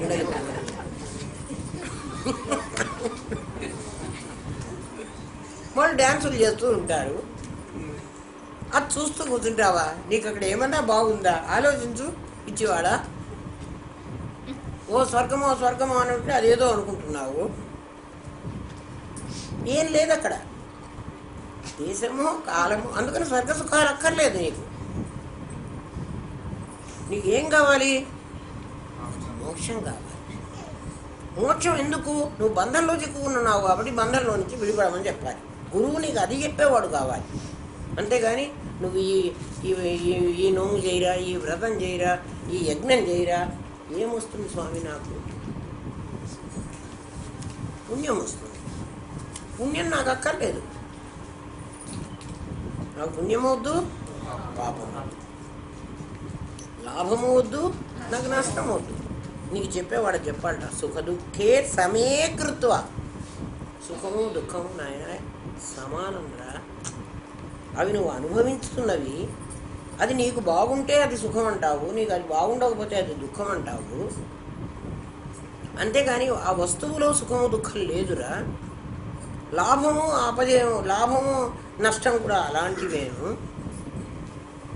లాభము నష్టము కూడా అలాంటి వస్తువులేను. జయము అపజయం కూడా అలాంటివేను. అంటే ద్వంద్వాలన్నీ సమంగా భావించు. ద్వంద్వాలు రెండు ఉన్నాయి అంటే ఆ రెండు వద్దును. నిర్ద్వంద్వం. గురువు ఏం చెప్తాడు అంటే తనలోని లోకాలని, నీలో లోకాలు ఉన్నాయిరా అని చెబుతాడు. నీ లోపల ఎక్కడున్నాయి అంటే నువ్వు చిదాకాశంలోకి వెళ్ళిపోయి గ్రహాలని నక్షత్రాలని అన్నీ నువ్వు ఆవరిస్తే అవన్నీ నీ లోపలికి వస్తే ప్రపంచమంతా నీ లోపల ఉంటుంది. వాటిని చూడలేక ఈ బయటి ప్రపంచం సత్యం అంటున్నావురా నువ్వు. ఎందుకు అనుకుంటున్నావు? అహంకారం మమకారం రెండు వచ్చి పడ్డాయి నీకు. నీకు ద్వంద్వ అతీతుడు పరమాత్మ. నీకు అది చెప్పేవాడుగా కావాలి కదా. విశ్వ అతీతుడు, విశ్వాతీతం, గగన సదృశ్యం. గగన సదృశ్యం అంటే ఏమిటి? ఆకాశంతో సమానమైనటువంటిది. ఆకాశానికి 50 మార్కులు వేసాం మనం. జడం, ముద్దు, దానికి ఏం తెలియదు. నేనెళ్ళి అది ఉన్నది అని గుర్తిస్తే చిదాకాశం. ఆలోచించు. ఇది చెప్పేవాడు నీకు కావాలి కదా. బయట ఉన్న ప్రభువునే సత్యమని భ్రమ చెంది అహం మమకు లోనయి నీకేం చెప్పాడు? వాడు అభ్యాసం వైరాగ్యం చేయించాడు. వాడు గురువు చేసింది ఏమిటి అంటే నీకు అభ్యాసం చేయించాడు. నీకు వైరాగ్యం నాయన ఇది శాశ్వతం కాదురా, దీని గురించి పట్టించుకోవాకురా అని చెప్పాడు. అట్లాగే సుఖం దుఃఖం, ప్రజ్ఞానమే బ్రహ్మ అని వేదం చెప్తోంది. అజ్ఞానాన్ని తెలుసుకుంటున్న ప్రజ్ఞ కూడా అదేరా. అజ్ఞానము అది నాకు తెలియటం లేదు అని తెలుసుకుంటే ఓ తెలివి ఉంది కదా. తెలుసు తెలియదు అని గ్రహించే తెలివి ఒకటి ఉంది కదా. ఆ తెలివివి నీవురా. అది తెలుసంటోంది, అది తెలియదంటోంది. సాక్షి మాత్రంగా ఉన్న చిద్రూపుడివి నువ్వు. నువ్వు నేను ఒకడేరా అని చెప్పినప్పుడు ఆ గురువు దగ్గరికి వెళ్ళరా నువ్వు? ఆలోచించరా పిచ్చివాడా. సుఖదుఖే సమే కృత్వా లాభాలాభౌ జయాజయో. జయాజయో అంటే జయ అజయ అపజయం. తతో యుద్ధాయ యుజ్యస్య. అర్జున, అందుకని యుద్ధానికి సిద్ధపడు. నైనం పాపమవాప్స్యసి. నీకు పాపం అంటదు. ఎప్పుడు నీకు పాపం అంటదు? ద్వంద్వాలకు అతీతులుగా నుంచుని నువ్వు యుద్ధం చేస్తే అప్పుడు నువ్వు కర్మలో అకర్మను చూపిస్తున్నాడు ఇక్కడ. నువ్వు కర్మ చెయ్యి. దేహం కర్మ చేస్తోంది, నేను కర్మ చెయ్యటం లేదు అనుకున్నప్పుడు నీకు ఆ బాధ ఉండదురా. దేహం కర్మ చేస్తుంది, నువ్వు కర్మ చెయ్యవు. అర్జున, ద్వంద్వాలకు అతీతంగా నువ్వు వెళితే, ద్వంద్వాలలో చిక్కుకుంటే మాత్రం నీకు సమస్య. ద్వంద్వాలకు అతీతంగా నువ్వు వెళ్ళు, అప్పుడు నీకు అర్థమవుతుంది అని చెప్పేటువంటి గురువు. అంటే బ్యాలెన్స్ మైండ్. నువ్వు బ్యాలెన్స్డ్గా ఉండు. నిజంగా నువ్వు వాడివే. సుఖం దుఃఖం నిన్ను అటు ఇటు లాగుతున్నది, అట్లా వెళ్ళవాకు. నీ ఆలోచనలు సుఖం వైపు వెళ్ళినాయనుకో, నీ శరీరం అటువైపు పనిచేస్తుంది. నీ ఆలోచనలు దుఃఖం వైపు వెళ్ళినాయనుకో, అది అటువైపు పనిచేస్తుంది. శరీరం ముందు చూడండి సైలెంట్గా కూర్చుంటుంది, మనస్సు ఆలోచన మొదలు పెడుతుంది. మనసు ఏదో ఆలోచిస్తూ ఉంటుంది. ఆ ఆలోచించి ఆ పని మీకే చెప్తాను చూడండి. మనస్సు బుద్ధి రెండు ఉన్నాయని చెప్పుకున్నాం కదా. మనసు ఒక చెడ్డ పని చేయమని చెప్తుంది, ఒక పని చేయమని చెప్తుంది. బుద్ధి వెంటనే అంటుంది, అయ్యో అట్లా చేయవాకు, అనవసరంగా నీకు పాపం వస్తుంది, వాళ్ళు ఏమన్నా అనుకుంటారు, వద్దు చెయ్యొద్దు అంటుంది. నీకెందుకు, నేను చేస్తాను ఏం పర్వాలేదు, వాళ్ళ ఇంటికి పోతే మన కాఫీ కూడా ఇయ్యలేదు, ఏం పర్వాలేదు ఇది చెప్తుంది దానికి. వాళ్ళు ఇవ్వకపోతే ఇవ్వకపోయినారు లేవే, మన ఇంటికి వచ్చినప్పుడు నువ్వు ఇయ్యరాదా, నీకు మంచి జరుగుతుంది కదా అని అది మళ్ళీ దాన్ని కోపడుతుంది. అంతవరకు మీ శరీరం కదలదు చూడండి, ఏం పట్టించుకోదు, ఊరికి మొద్దులా కూర్చుంటుంది. తర్వాత ఏదో ఒకటి గెలుస్తుంది. అందులో కాఫీ ఇవ్వమన్నదో ఇవ్వద్దన్నదో ఒకటి గెలుస్తుంది. అది గెలవంగానే ఇది దాని వెంట వెళ్తుంది. అంటే ఈ మొద్దు దానికి సొంత తెలివి ఏం లేదు. ఎవరు బలవంతులైతే వాళ్ళెంట పోతూ ఉంటుంది. నువ్వు ఆలోచించు అర్జున. ఇప్పుడు నువ్వు ఆలోచించవలసింది ఎట్లాగో చెప్తా. అది తప్ప ఇది రైటా అని కాదు నువ్వు ఆలోచించవలసింది. నీ మనస్సు ఆలోచన లేకుండా స్థితిలో ఉన్నప్పుడు నీ శరీరం కూడా స్థితిలోనే ఉంది. ప్రాణం ఎప్పుడు ఆడుతోంది కదా, దానికి ఏం పని లేదు. చిన్నప్పుడు మనకి 3 అట్టలు పెట్టి వాటికి ఒక హోల్ పెట్టి ఇక్కడ ఒక క్యాండిల్ పెట్టి కాంతి స్ట్రైట్ లైట్లో, ఆ లైట్ ఎప్పుడు కూడా స్ట్రైట్ లైన్లోనే ప్రయాణం చేస్తుంది అని చెప్తాడు. వంకర టింకరగా వెళ్ళలేదు లైట్ అని చెప్తారు కదా. అట్లాగే నీ మనస్సు, నీ బుద్ధి, నీ అహంకారము, నీ వ్యవహారం అంతా కూడా శరీరము, ఈ 3 శరీరాలు, ఇది ఒక పొజిషన్లో ఉన్నప్పుడు మాత్రమే సరైనటువంటి అవగాహన నీకు కలుగుతుంది. ఇందులో ఏ ఒకటి లేకపోయినా నీకు కలగదు. ఇటు బుద్ధి వైపు లొంగినా నీవు సరైన మార్గంలో లేవు, అటు మనస్సు వైపు లొంగినా నువ్వు సరైన మార్గంలో లేవు. నీ ఆలోచనలు స్థితిలో ఉన్నప్పుడు ఆ స్థితికి వెనక ఉన్న చిత్ని ఆలోచించు. ఆ చైతన్యం నేను అనుకో, వీళ్ళిద్దరు ఇట్లాగే ఉంటారు, నువ్వు ఇట్లాగే కూర్చుంటావు. అప్పుడు పని ఎట్లా జరుగుతుందండి అని నువ్వు అడగచ్చు. పని ఎట్లా జరగాలో ఈశ్వరుడు తెలుసు. నిజంగా వాళ్ళకి మన ఇంట్లో కాఫీ ఉందనుకో, వాళ్ళకి నువ్వు కాఫీ పెట్టి ఇచ్చేస్తావు, నువ్వు ఆలోచించవసరం. వాళ్ళు మళ్ళీ నాకు ఇస్తారా ఇవ్వరా, వాళ్ళ ఇంటికి పోతే నన్ను చూస్తారా చూడరా, ఇంతకుముందు చూసారా, ఎప్పుడు పాజిటివ్ ఫ్యూచరే కదా నువ్వు అది మనసు ఆలోచించేది. నువ్వు ఎప్పుడూ స్థితిలో ఉండు. స్థితి నుంచి స్థితిలోకి వెళ్ళడానికి ప్రయత్నం చేయి, స్థితి నుంచి గతిలోకి రావడానికి ప్రయత్నం చేయవా. అంతే నువ్వు చేయాల్సిన పని. అప్పుడు ద్వంద్వాలు నిన్ను అంటావు. ఈ మాట చెప్పేవాడి దగ్గరికి పో, వాడు నీకు గురువు. ఇది ఎవడు చెప్తాడు, అది ఎట్లనండి, అది నీకు ప్రాక్టీస్ చేయిస్తాడు వాడు. ఒరే నాయన, ఇది మనస్సురా, ఇది బుద్ధిరా, ఇవి 2 పని చెయ్యనప్పుడు నువ్వు ఏకాగ్రతగా ఉన్నావురా కదా, అది నీవురా, అది కూడా నువ్వు కాదురా, దాని వెనక ఇంకో చైతన్యం ఉందిరా, ఆ చైతన్యం ఈ పని చేస్తున్నదిరా. అంటే చైతన్యం నిర్గుణమైంది, రూపాయికి బొమ్మ బొరుసు ఉన్నట్టు. నువ్వు బొరుసు వెనక ఇంకొక రూపాయి అనే ఒకటి ఉందిరా, దానికి వీళ్ళెవరితో సంబంధం లేదు, ఇవి ఉన్నట్టుగా వ్యవహారం చేస్తున్నాయి. ఈ పగుళ్ళన్నీ కూడా 3 ముక్కలైపోయి నామరూప క్రియలుగా వ్యవహారం చేస్తున్నాయి. వ్యవహారం అయ్యేదంటే అవుతుంది, అవ్వకపోతే పోతుంది. నువ్వు నిర్లిప్తంగా ఉండరా. ఇది కర్మలో అకర్మను చూడటం. నువ్వు కర్మ జరుగుతోంది కానీ కర్మను చేయటల్లా. దానికే ఒక కథ చెప్తాడు.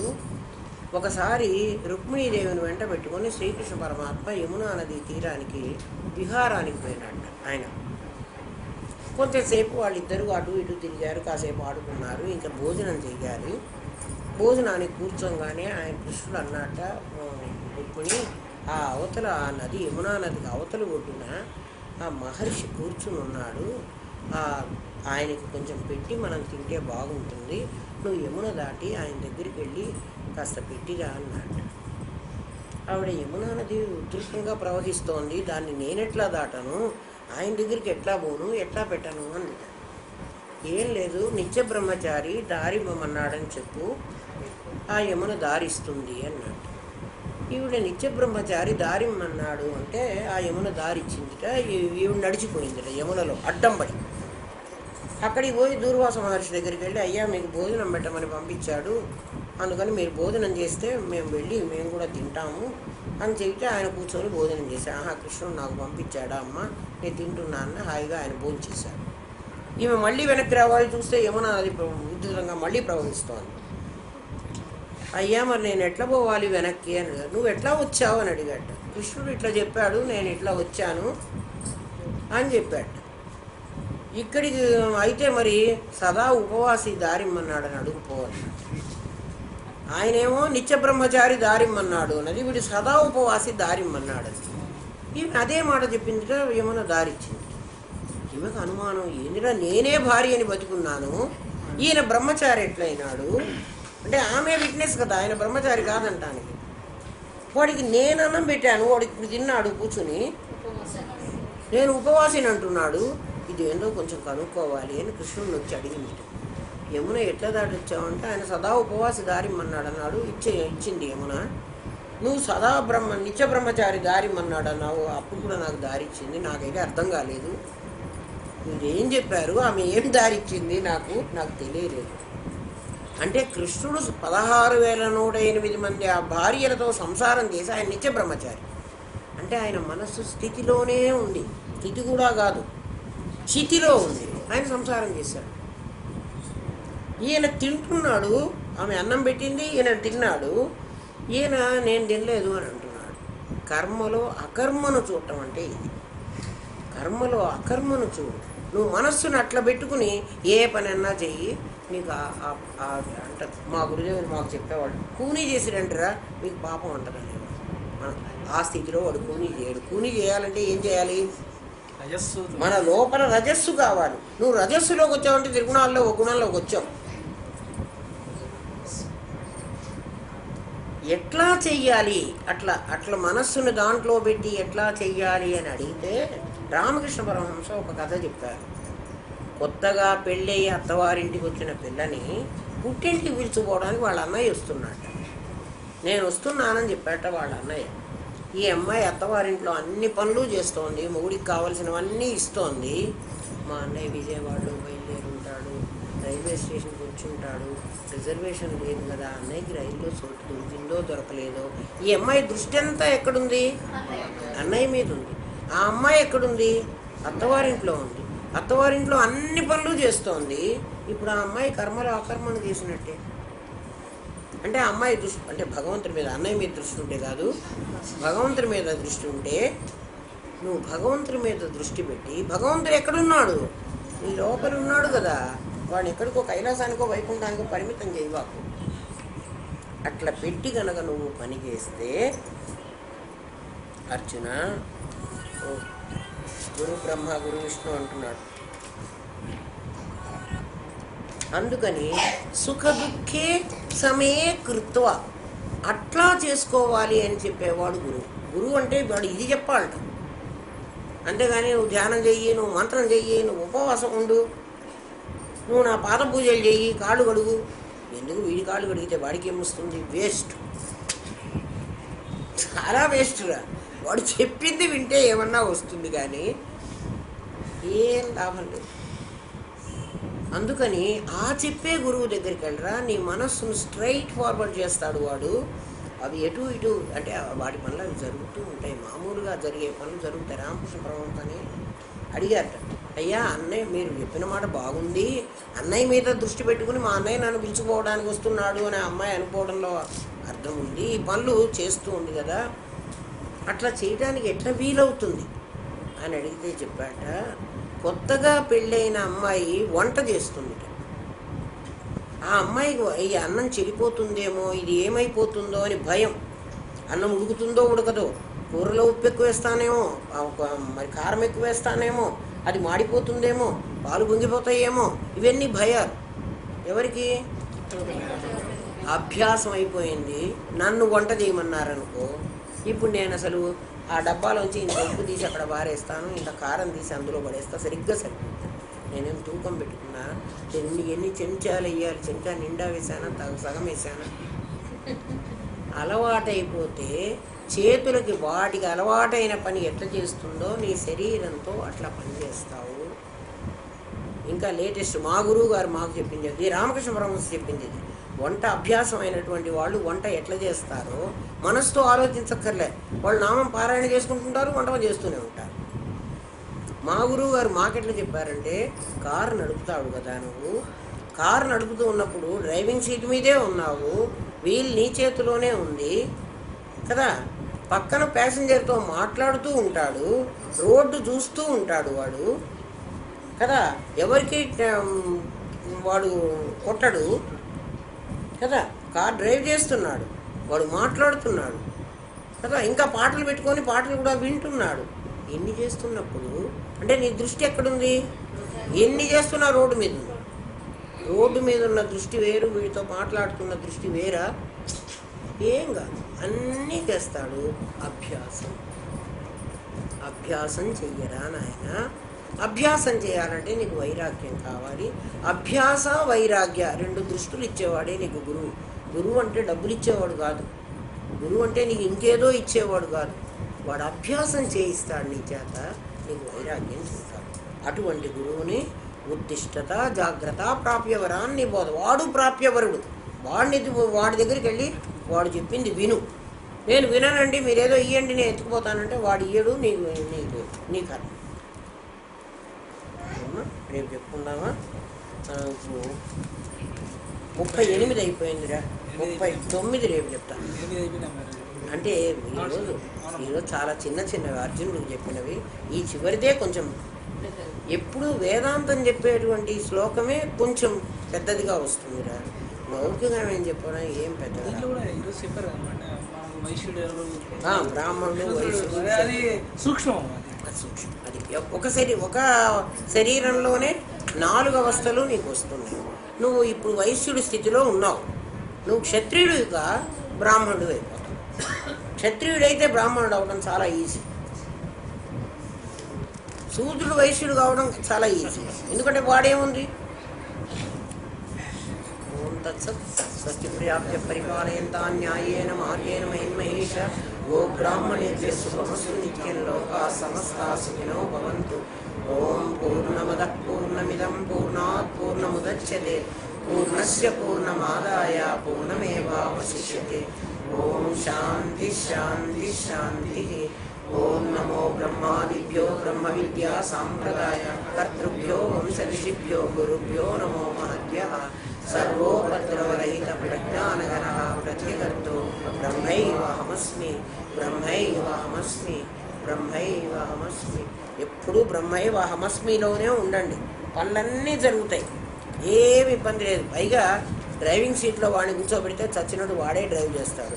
మనం ఎందుకు డ్రైవర్ సీట్లో కూర్చోవడం కదా, మనం ప్యాసింజర్ సీట్లో కూర్చొని హాయిగా ఎంజాయ్ చేద్దాం. వాడు తీసుకుంటుంటాడు. గురువుని డ్రైవింగ్ సీట్లో కూర్చోబెడితే అయిపోయింది. ఆయనే డ్రైవ్ చేస్తాడు.